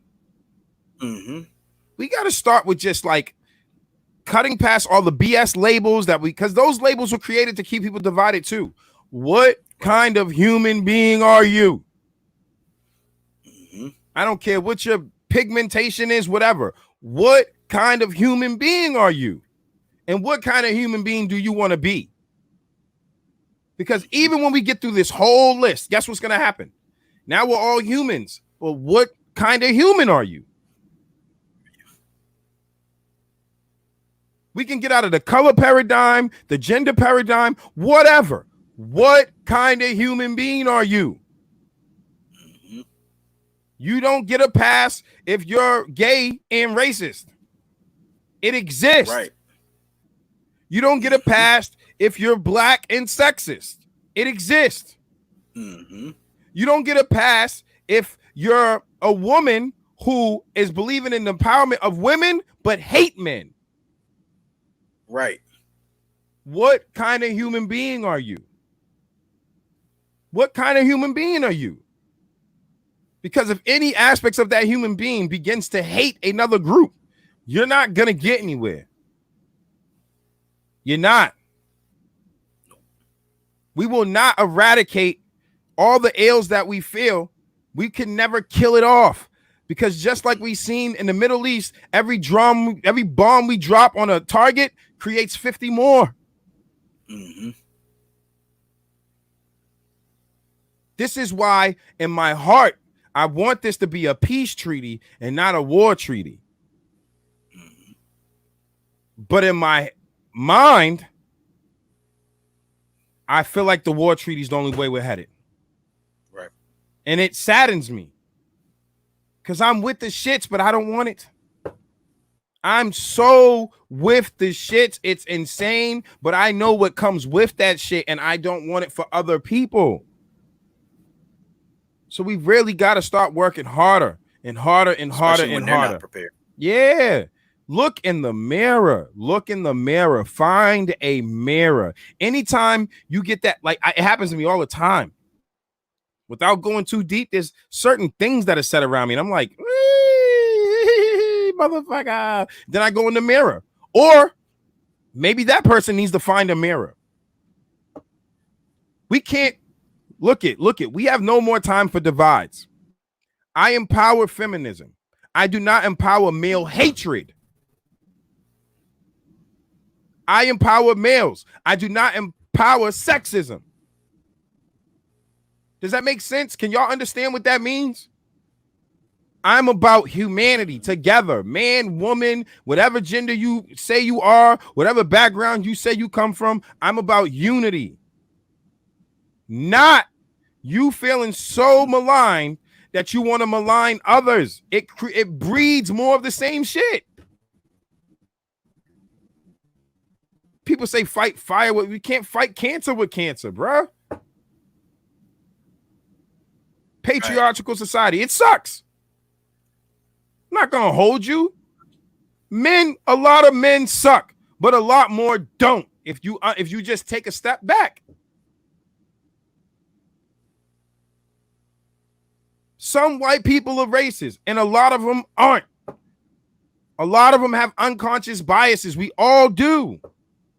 Let's address the fact that nobody wants to talk about the science of this. Like, science is taboo now. Nobody wants to talk about the science of genetically passing on things. You learn through your genetics. That's why drinking water is easier than ever. Lighting a fire is easier than ever. These things pass on through your genetics. So when you have 400 plus years on record, really when it's like a millennia, but on record, 400 plus years of treating people a certain kind of way, man, it's going to take, I hate to say it, like 1,000 years to break that genetic code. Yes. Shit takes time, man. Mm-hmm. And we're starting now, really, truly. Because we didn't have no freedom since the fucking civil rights movement. Mass incarceration, drugs in our community, COINTELPRO, murdered all of our leaders. Are you serious? Right. Are you serious? How do you quantify progress? How do you quantify it? Is it progress because I and Tyson have a house? That's personal progress. It's not collective progress. I'm not happy until the new generation, the kids that are around us right now, the youth, the young adults that are around us right now are doing the same. Because we're two brothers. He went and did his thing in the service. He doesn't have a college degree. but he got a beautiful home, a beautiful family. Nope. I don't have a college degree. I'm straight from the streets. Mm-hmm. I got a beautiful home, a beautiful. Don't let none of these boxes that these people put you in limit you. The only limitations you have are the ones that are handed to you and you believe in. I refuse to be limited. I am sitting in the room again tonight with educators. In my uneducated, non-college degree having ass and saying, like, these people are nutty, man. There's all these PhDs and doctors in front of their names, and they beefing. What's going on here? Yep. What's going on here? What are we doing? What are we doing? When it comes down to what kind of human being you are, do you not understand? Like, listen, y'all can't be saying college is a game to make people spend their money, but it ain't when you got your PhD. But don't be understanding that colleges get ahead by handing them shits out. You paid for it. Mm-hmm. Now, get out of your ego, because a lot of you have doctor in front of you, and you're not healing anything. A lot of you got doctor in front of you. You're not helping anything. Why does it take ignoramus like me, like people around me, to be more human than the people who studied humans?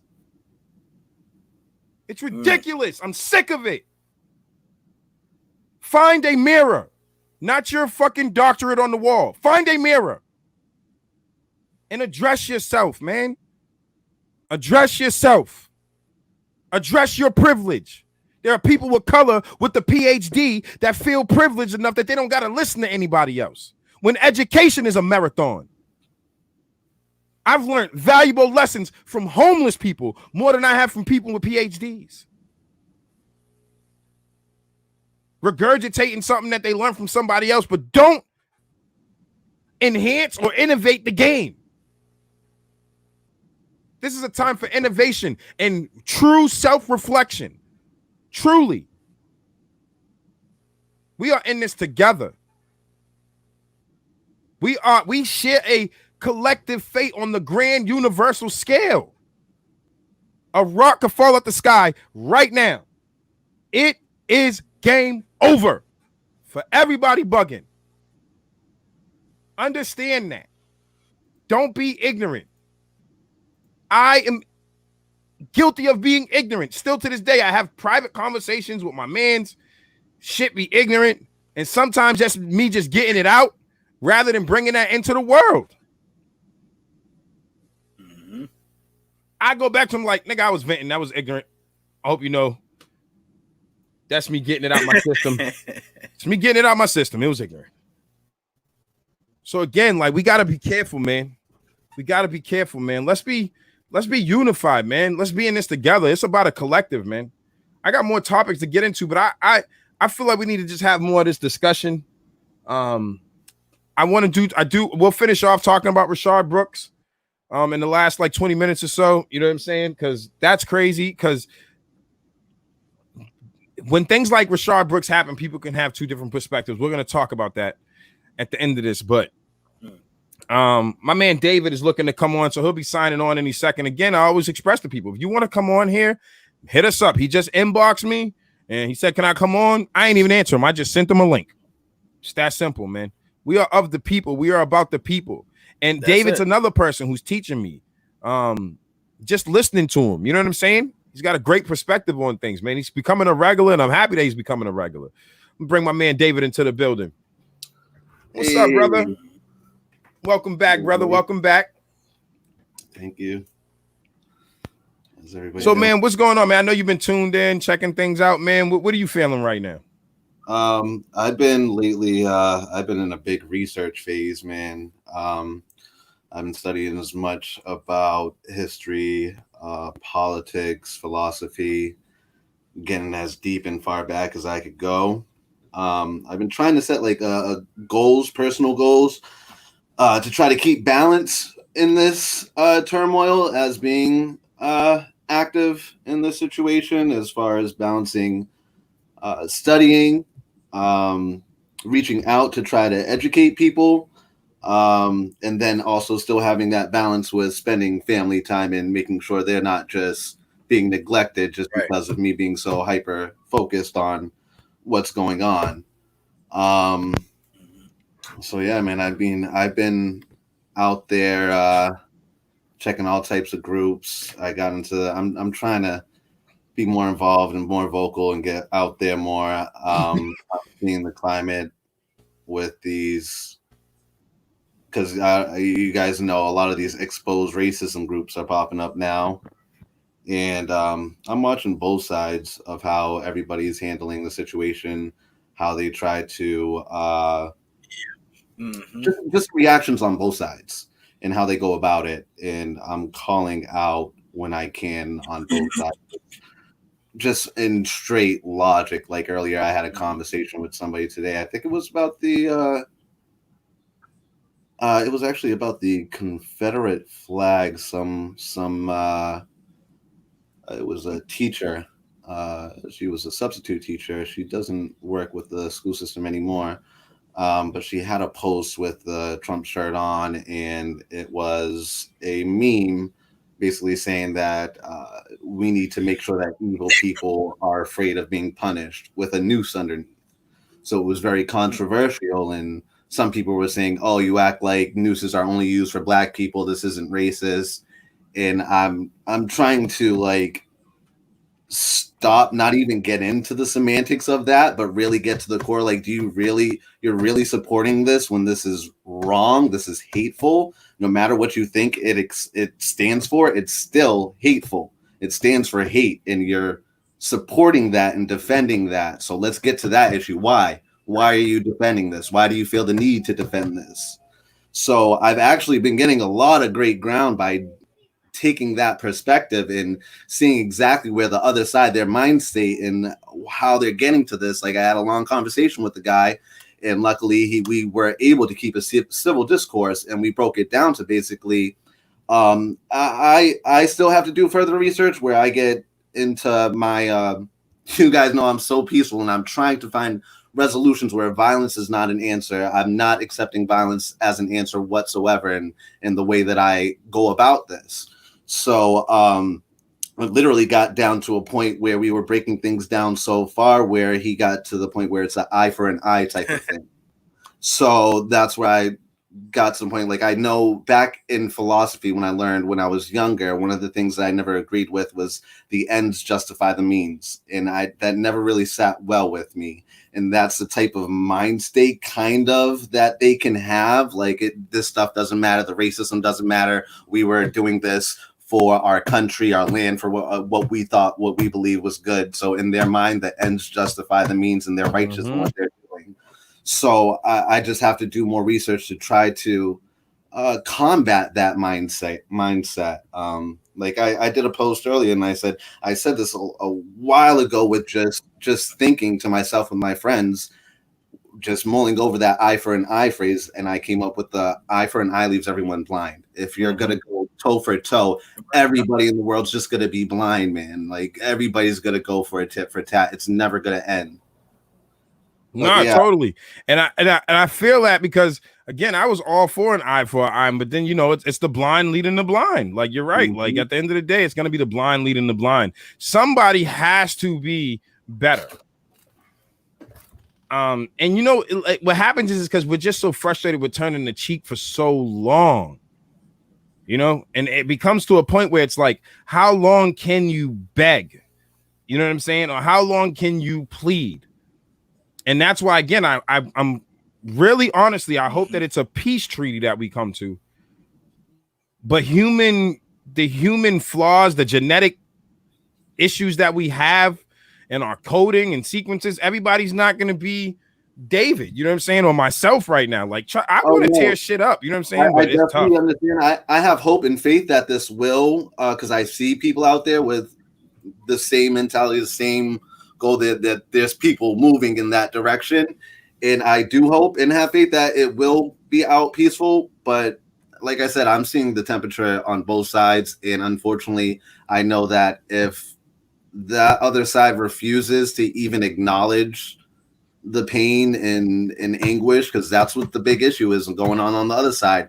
They're like, oh, I'm not racist, but then not acknowledging anything. And yeah, you could definitely be a cool person, but you can't deny universal truths. It's not right. Another thing that's interesting too is because I've seen somebody say like 95% of white people did not own slaves, yada yada yada yada. It doesn't. I don't care if it was 1% that did own them. If it became an advantage for all white people in this country, then that's a problem. Mm-hmm. It's like people are using cheap scapegoat comments and stuff to get away with trying to justify atrocities. Yep. Fine. It might not have been your grandparents, but if you are of white descent, European descent, and you come to this country, the system that was set in place has an advantage for you. Just is what it is. By neglecting to acknowledge that, you're really not refusing to acknowledge the whole plight of a whole race. So. And that's where people feel like the eye has to come out. Because if you can't see what I'm trying to tell you, I got to take your eyeballs, bro. Like, yeah.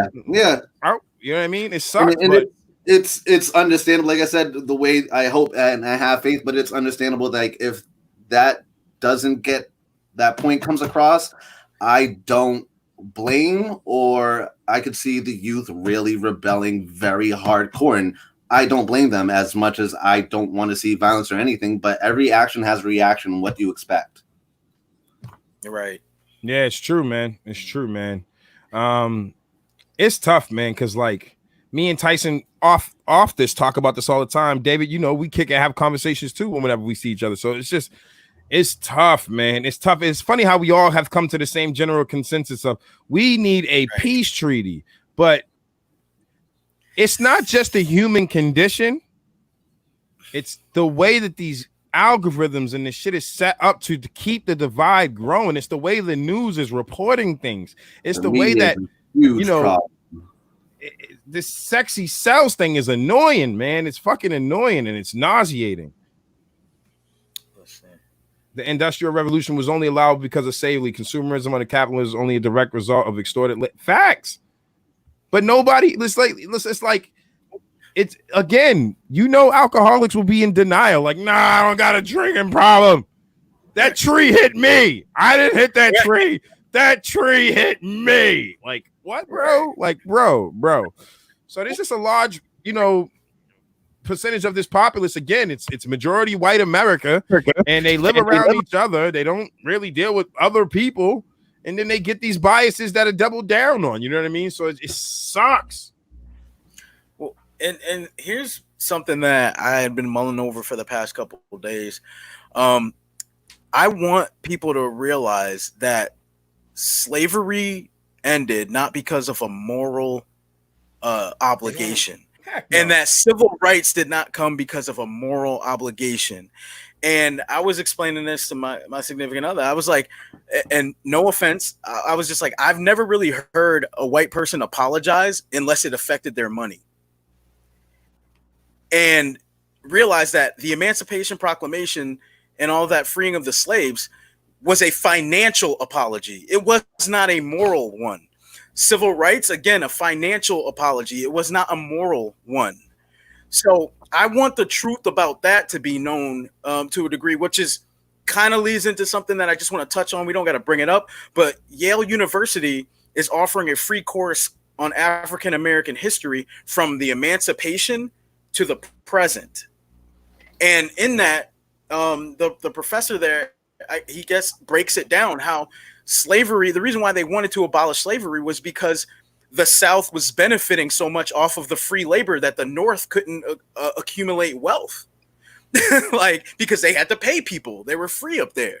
So it was, again, it was not a moral thing. It was a money thing. And the same thing with civil rights. When you're forced to have to serve someone, but someone doesn't have to serve you, that's a one-way road for money to exit your population and your community, not for money to come back in. So they were like, we got to dead that. We need to get rid of segregation because we're not getting the money we spend with them back. So if we can actually, as a nation, finally come to grips with that and stop saying, well, Lincoln abolished slavery, so that's why we're the great party and da-da-da-da-da. No, it wasn't moral though. So you didn't do it for the right reasons. And it's crazy because, like, We're living in a country where everything always boils down to people making moves based on the financial gain or loss. You know what I'm saying? Like a lot of these people that think that these corporations care, it's like they don't want to lose sales, bro. Like, let's be serious. If they cared, then they would actually go into these communities and build community centers, and they would actually be out here fighting for these arts programs to not be cut and saying, you know what, I'll fund it myself. You know what I'm saying? But that's not what's happening. It's just people posting Black Lives Matter, and it really don't matter to them. And we also got to talk about the fact that, like, this is a conversation that seems to be taboo amongst people's communities. Nobody wants to talk about. But white people ain't the only racist people against blacks. Latinos are racist against blacks. Asians are racist against blacks. This is a worldwide phenomenon, and people need to understand the context of what we're talking about. Blacks face racism globally. And there are this is not an American phenomenon. Yep. And there are blacks that are racist against blacks. There are people literally sharing islands, and some people's light skin on this side of the island, and some people, y'all know what I'm talking about, and there's some people dark skin on this side of the island, and it's crazy how people treat each other.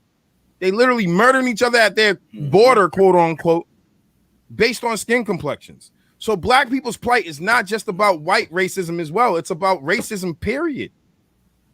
It's about people having an issue with melanated peoples. So we got to understand that too. It's not white people mastered it. So we got to start from the top. But when we're done with that, we got to talk about Latinos that aren't giving a shit about black people and don't even understand that Afro-Latino history. We got to talk about Asian people who look the same way at us. We have to understand that even in the minority pool, we're at the bottom of that bag. It's not like all minorities are created equal. We're not. And the proof is in the pudding. Look what happened when COVID was popping off over in China and they started treating black people disrespectfully, blaming them for COVID. Right. Exactly. Let's be serious here. Let's be serious. It's not just white folks that got to have some comeuppance about racism. It's a global phenomenon. Go ahead, brother. I want to add something in because I actually just watched a video earlier. I just came across it out of nowhere. It's about a guy called Ayuba Diallo. He was actually a black man from Senegal, and his family was actually involved in the slave trade. So he was on a trip for his father to settle some trade deals with slaves, and the dude that was the captain of the ship decided to sell him. So he ended up selling the dude into slavery. He ended up going to America, having to work the farms. He comes back afterwards. He earns his freedom. He went back, I think, to Britain, but he goes back to Europe. He becomes an advocate against anti-slavery because he realizes so much that even though his family, like this is his well-being of his family, but after going through that experience, how wrong it was. But it's a very interesting story if anybody wants to look it up. I think he actually ended up, after a while advocating so long, I think he ended up going back into the slave trade, which it was because of the economy was so strong back then that even advocating for it, it was just, the money was too good for him at that period. So that's the type of grip that it could have on you. Like, even firsthand experience, you could still succumb to it. Because greed is one of the easiest things to pull, and that's why to matter with in people. Well, and that's exactly why I want to point out Candace Owens and the Hodge twins and people like that, where people are like, oh, look at this black person said this. And I'm like, yo, it's easy to buy. Like, are you kidding me? If you have someone who went through slavery, realized how bad it was advocating against it, and then was like, but the bag though, and he still got back in the game. You think Candace Owens is like, I might be hurting black people in the population, but the money's good. I'm straight. Exactly. It happens today, and it's even easier. I was about to say souls have been bought for not even money no more. Likes. Right. Like we've cheapened the value of souls. We've literally cheapened the value of souls. The price on souls is going down. It's a fire sale, people.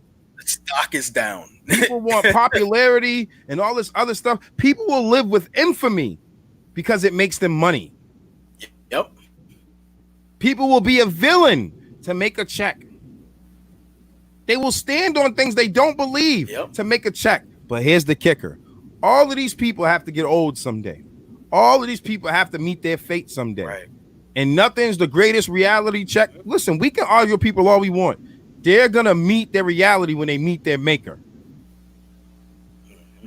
I don't care what dogma you believe. I don't care if you don't believe in nothing.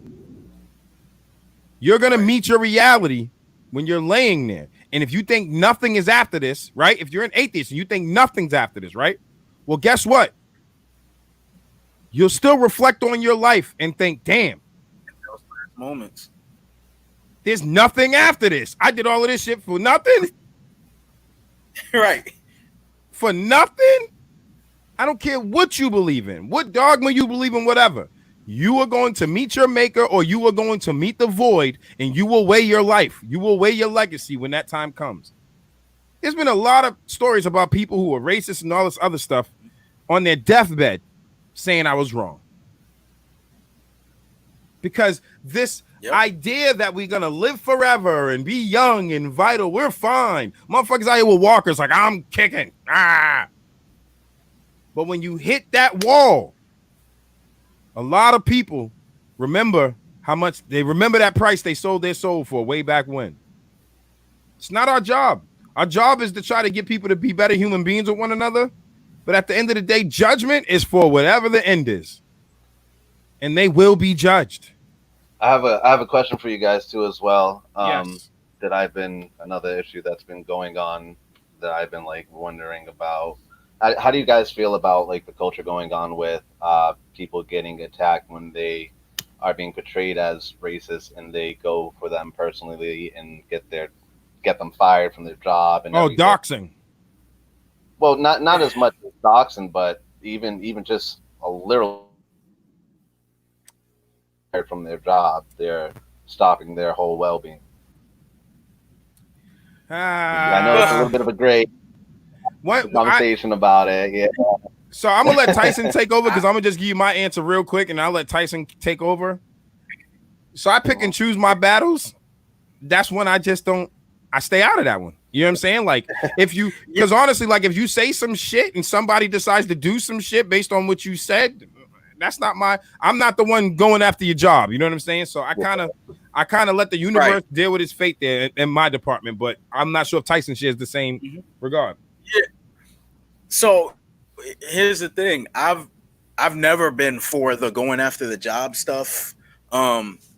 Because I feel like that makes people double down on whatever their belief system is, because now they're mad because someone called them out for being a racist and then got them fired, and now they're like, oh, those niggers got me fired. Like they're not at no point in time are they turning around going, oh wow, I was really wrong, and now I understand why I got fired. Like, thank you so much for enlightening my life now that it's hard for me to feed my family.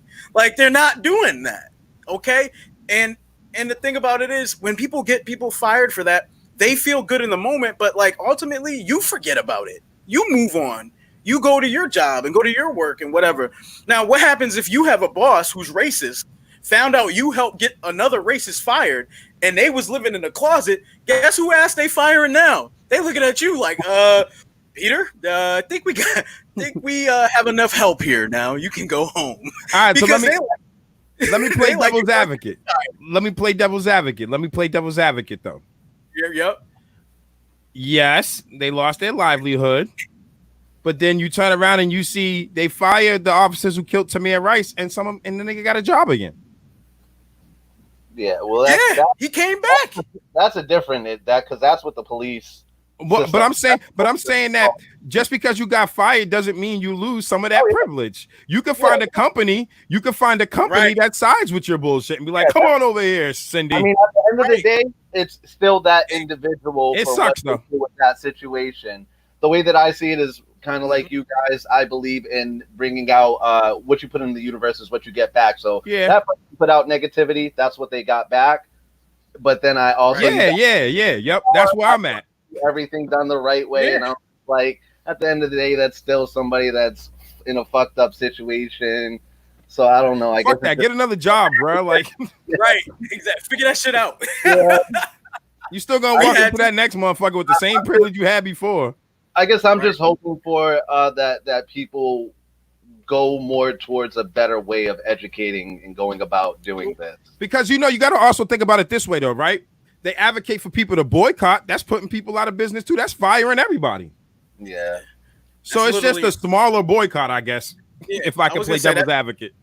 That's literally hurting the pockets to where they're firing people indiscriminately at that point. Like they're like, we're not selling enough, so we gotta lay all you motherfuckers off. Like, and they maybe didn't do shit wrong. They're like there is some kind of ill with society when it's like, I hate Jeff Bezos. I ordered this shit off Amazon yesterday. Right. You know what I'm saying? And then it's like, fuck Jeff Bezos. He hires felons. Right. Yeah. You know what I'm saying? So there is. Wait, Dave Chappelle, he rapes, but he saves. Like that. Oh, don't get me started on that one. That one, I'm not gonna lie. Like I fuck with Dave Chappelle. That was one of them. I was like, nah, bro. I mean, the thing when it comes down, it was such. Dave Chappelle got me with that one. I was like, nah. And even he was like 57. He was like, even if he raped, 20, 23 less women, that's still a lot of women. Like, but he's like, but he put thousands and thousands of people through college. Thousands and thousands of doctors came from his become and be. And it's like, he's like, nah, fuck that. Nah, fuck that. Ends justify the means mentality. Yeah, exactly. Nah, fuck that. Fuck that. I don't give a fuck if you cured cancer. If you touched a kid, I'm bodying you. Oh yeah, I don't care. Bodied all day. You dying, bro. I'm not celebrating your legacy. Damn, that nigga had a good legacy. Nah, it'll be blank, bro. That's what happens. You shouldn't put it's like a baseball player. You're the greatest of all time, but you got caught using steroids. All right, well, your shit's asterisk, bro. Yeah. Right. Well, you still had mad home runs. But nobody talks about Barry Bonds no more. Why? Because after time, people realize, nigga, you was roided up. Right. Time will determine that. So, like right now, we can look at it as how we're looking at it right now. But in the long term, if Bill Cosby did everything that was said, time's gonna erase his legacy. Now, here's the other thing. We talked to this. You used the Hogwarts reference while we were talking about the LGBT. Oh shit. And so you got what's her face? J.K. Rowling or whatever his name. J.K. Rowling. You got her, coming out with her second or third transphobic thing, comment on Twitter and things like that. And I find it interesting that people are willing to separate the art from the artist when it comes to Hogwarts because they're a fan. Like, why is that? Now you're like, oh well, I hate J.K. Rowling, but I love Harry Potter. So in this instance, it's okay to separate the artist from the artist. But when it's black people, they not trying to separate nothing. No, that goes. They said you get down with the shit, bro. Your whole thing gone. Jake, he went. Yes, Niche, he went down this rabbit hole. I went there. He went there. And listen, I'm a little bit of a blurred. I fuck with Harry Potter. Like, I like watching the whimsical shit and all that. But like, if we're gonna separate the artist from the artist, then let's separate the artist from the artist. It can't just be okay when it's something you like, just for you. And I see that across, and I do see that across the entire community where they're like, well, I'm a nerd and I like this, so I can separate it.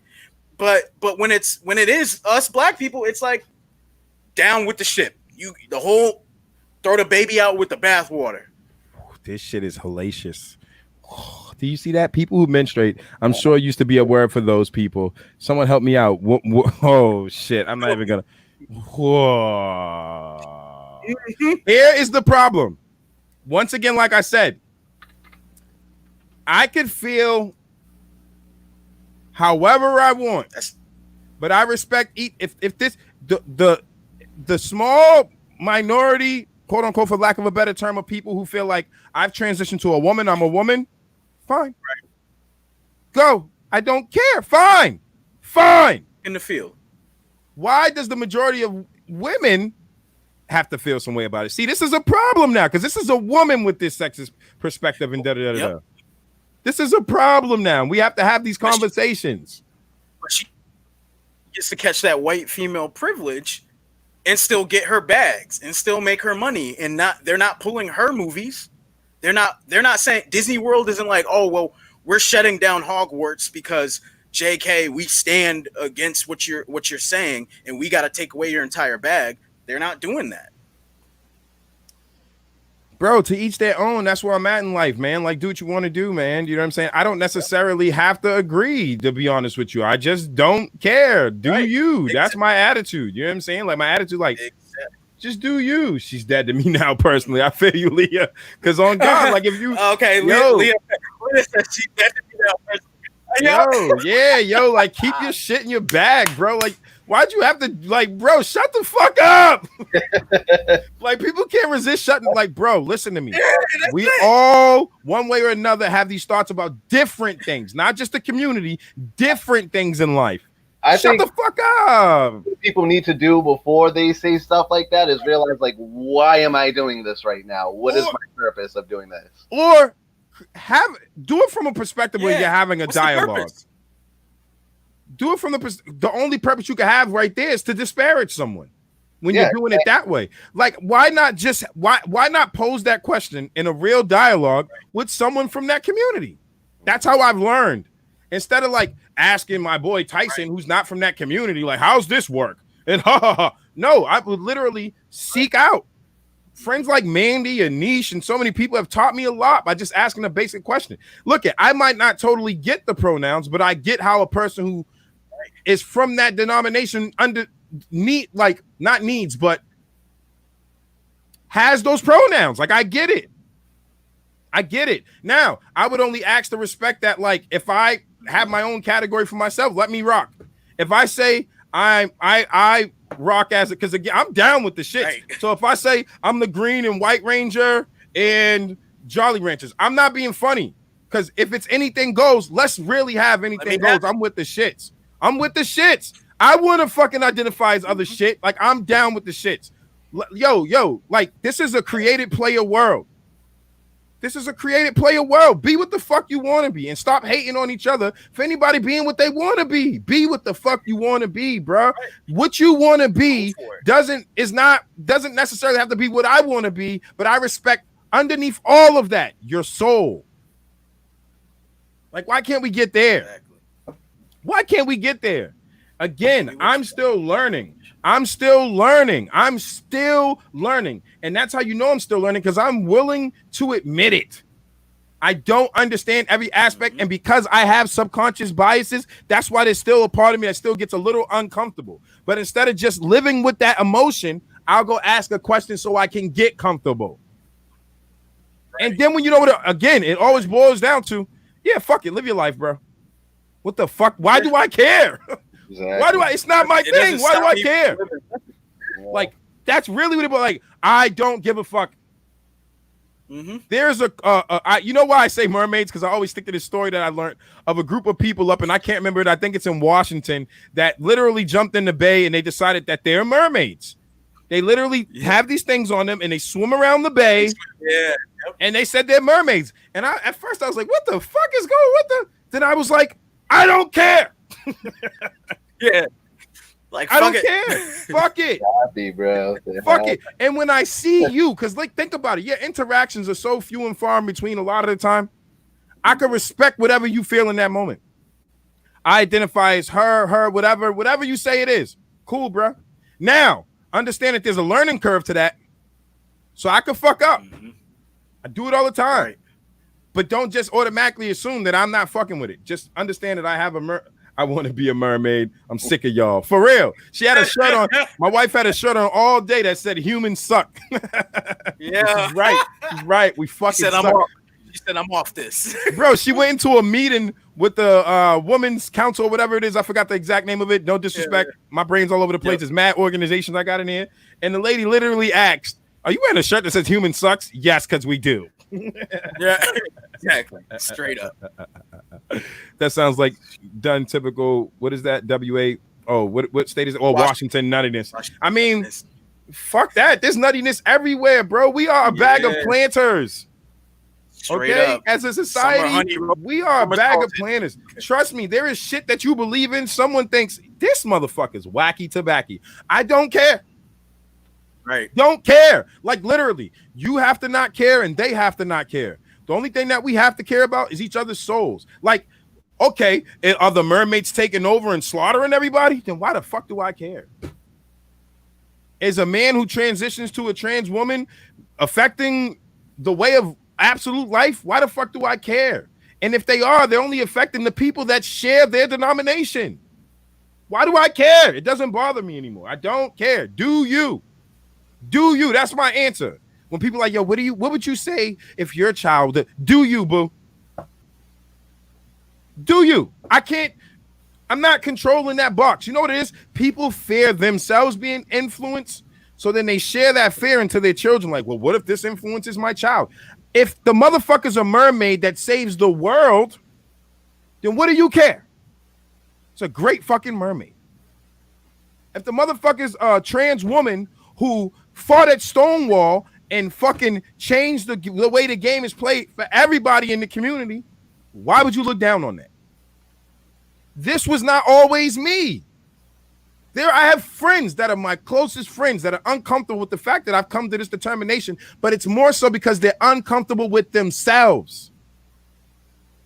It's not even the people. It's that they don't know how to, again, we have a lot of biases that were given to us, as David talked about before, since we were children. We don't even know why. And if you start to question more of the why does this bother me? Actually, it doesn't. Fuck it. Why? It's going to influence my children. I don't give a fuck. Is this a Nobel Peace Prize winning trans woman who saved the world? Then, kid, you look up to that one. You don't look up to the trans asshole, because they exist too. That's another thing that we got to get clear. Right. It doesn't matter what you choose to be. You can still be an asshole. You don't have protection because you're in these groups. You can still be an asshole of a different group. This is honesty, people. We are being honest here. Mm-hmm. I am not all the way there. It's a lifelong process, but I know that now, and I'm willing to take those steps. I probably said things today that made people uncomfortable. I apologize if I did, but I'm not trying to. I'm speaking my truth. And then if you really feel some kind of way, come on and educate me. Come on and help me find the middle ground where I can see it from your side. And sometimes that won't happen. Sometimes it doesn't happen. I don't want you harmed. I don't want you held back from a job. I don't want your success impeded. I don't want your dreams limited. Nothing of the nature. Period.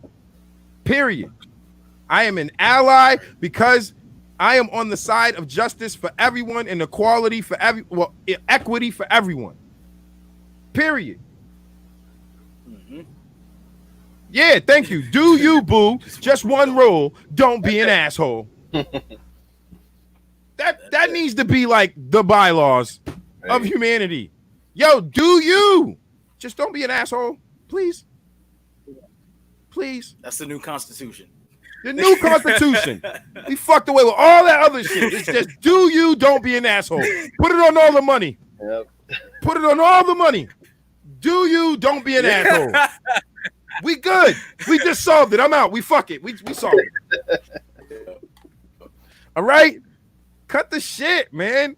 Allow people to do them, That's dog. the episode, folks. Allow people to do them, dog. Fuck it got to do with you. Do you? Look, when I said this in initial, I had a conversation with Mandy and them, and I'm being open. When I said this initially, I said, yo, like, and I thought about it. I said, I want you to understand what I'm saying. By osmosis, my daughter is growing up around a mom and a dad. Now, if she takes on hetero characteristics, okay, cool. But if she doesn't, I'm not mad. That's my child. People still love. You know what's so crazy to me? People will be like, your kid's a fucking serial killer. And these motherfuckers like, that's my baby. But then your kid's gay and it's like, I don't know him. What? Right. You're a piece of shit, bro. That's my child. Whatever my child chooses is on her. The main thing is don't be an asshole. Period. That's right. Put it all on the money. Don't be an asshole. Just don't be an asshole. Be a mermaid, be Squirtle, be Pikachu, be me, be yourself, be whatever. Just don't be an asshole. It's very fucking simple, dog. And worry about you. Instead of looking at everybody else's life, find a motherfucking mirror and get acquainted with yourself. Because a lot of this shit is self-reflection and projection onto others. I'm gonna comment on that, bro. I get to a point where I just say, like, the only person that wants to spread hate is somebody that's hating inside. It's an overflow of their hate that's reflecting out on the world. You see somebody that's being nasty, that's just a reflection of how much they're hurting inside. I know that to be true in my own personal experience. I want to, like, listen, because it's hard knowing that I have these skills. Like, I'll fuck you up. But I'm actually in a place where I'm happy enough to not fuck you up. I don't hate me anymore. Right. Hating me, it made me hate everything. Hating what I felt like was holding me back in life. Hating how I came up. Now, my perspective's, I'm glad I survived all this shit. It made me strong. And now that I let all the hate go, I still, like, again, I call Tyson like, yo, I'm going to punch this motherfucker in the head. And then when I'm done talking to him, I'm like, no, I'm not. Chill out, bro. Unless you cross the line. And the line for me, everybody's got their different lines. The line for me is a physical line. Right. If you physically try to harm me or anybody around me, it's beyond all the bullshit egos now. I'm going to whoop your ass because you're being an asshole. But other than that, I don't care. People don't like me out here. I don't care. Because you not liking me is not liking you. Think about this shit. People don't like me now that I'm actually being productive in the community. It's not what I'm doing. It's what you're not. It's that simple. Do more.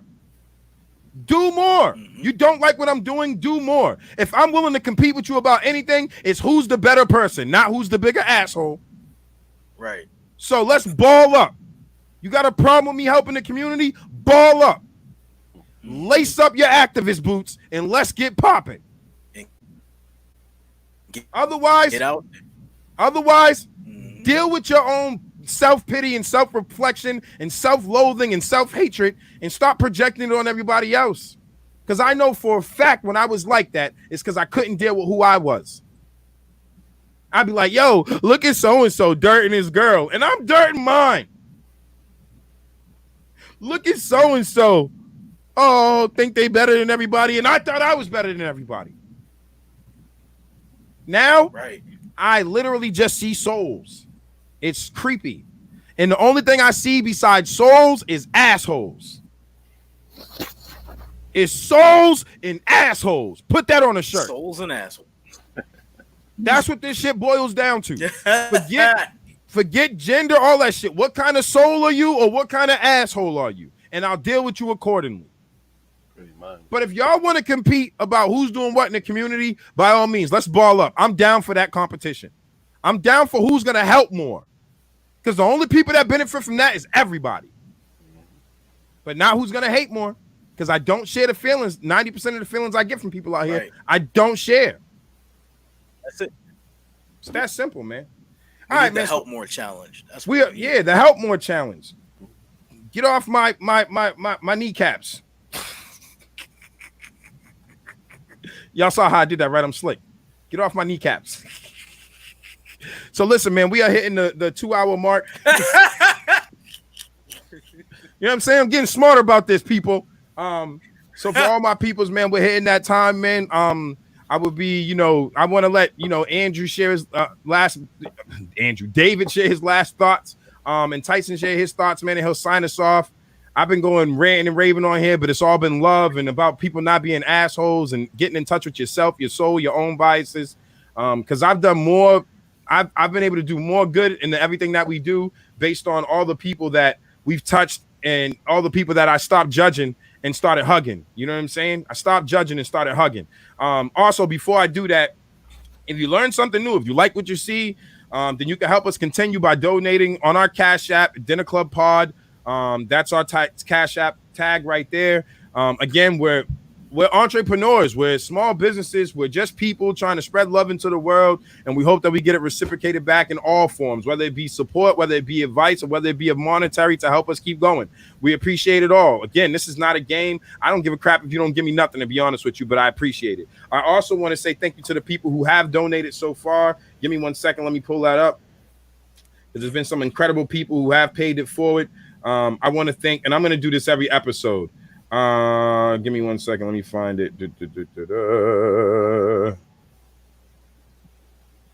I want to thank Leah. Leah Hoshi. I believe that's how you pronounce your last name. I'm sorry if I slaughtered it. I want to thank Bonnie John, Jonathan DeRosa, Alex Carr, Candace Powell, Amy Vittorino, aka Siren. All of these people, since we started talking about this, they see us, committing ourselves to the community. One of the important ways to make sure, because again, we don't have day jobs. We're doing this for, out of our souls, honestly. And it's sometimes it's tough to balance between making sure our family's good and ourselves are good, like David said. So we appreciate everybody who does find it in their heart to donate and help the cause. Again, it always goes back to what we're doing at the communal space with Third Eye, because this is a lifestyle. Again, this is not a gimmick. This is not a fad. This is not a trend. This is our lifestyles now. And that's what we've been preaching to everybody. You got to make love a lifestyle. You got to make helping a lifestyle. It cannot be pictures and whatever. That's why I'm playing the back more. The people are going to see, the people that need to know are on the ground with us, and they're going to see what we're doing. And then we utilize these platforms to showcase love, harmony, and self-reflection and understanding our own biases. And it's funny because when we started off, we just wanted to have a good time, man. And then we understood our social responsibility, and we started taking this way more serious. And we're appreciative that we're doing that. Again, my man, David, do your 1-2. Tyson, after that, you do your 1-2, man. I'm shutting up. I love y'all. Peace. Last thing I want to leave people with, everybody, I just reflect on Diogenes. It's a great story of an old philosopher. This man was basically homeless, just lived on the street. He would go up and prove the greatest minds of that area, even known to the whole world, to man, to this day, and prove them wrong. So never be afraid to stand up and say what's right.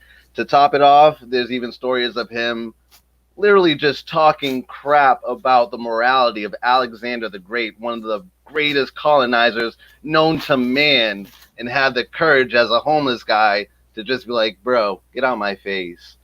So never be afraid, no matter who you are, to stand up and do what's right. Thank you. Love you, everybody. Thank you for that message, brother. Right. So, hey, as always, this is food for thought. And no matter what you eat, just clean your plate. Peace. Peace. I got drive like Uber. On the road like the runner bee. These coyotes can't catch up with me. Got these heads blowing like TNT. I got drive like Uber. Yeah, all these lions in this pride with me. Hunting on the daily cause the dream ain't free. Gotta get it now. Time to wait for me. I got drive like Uber.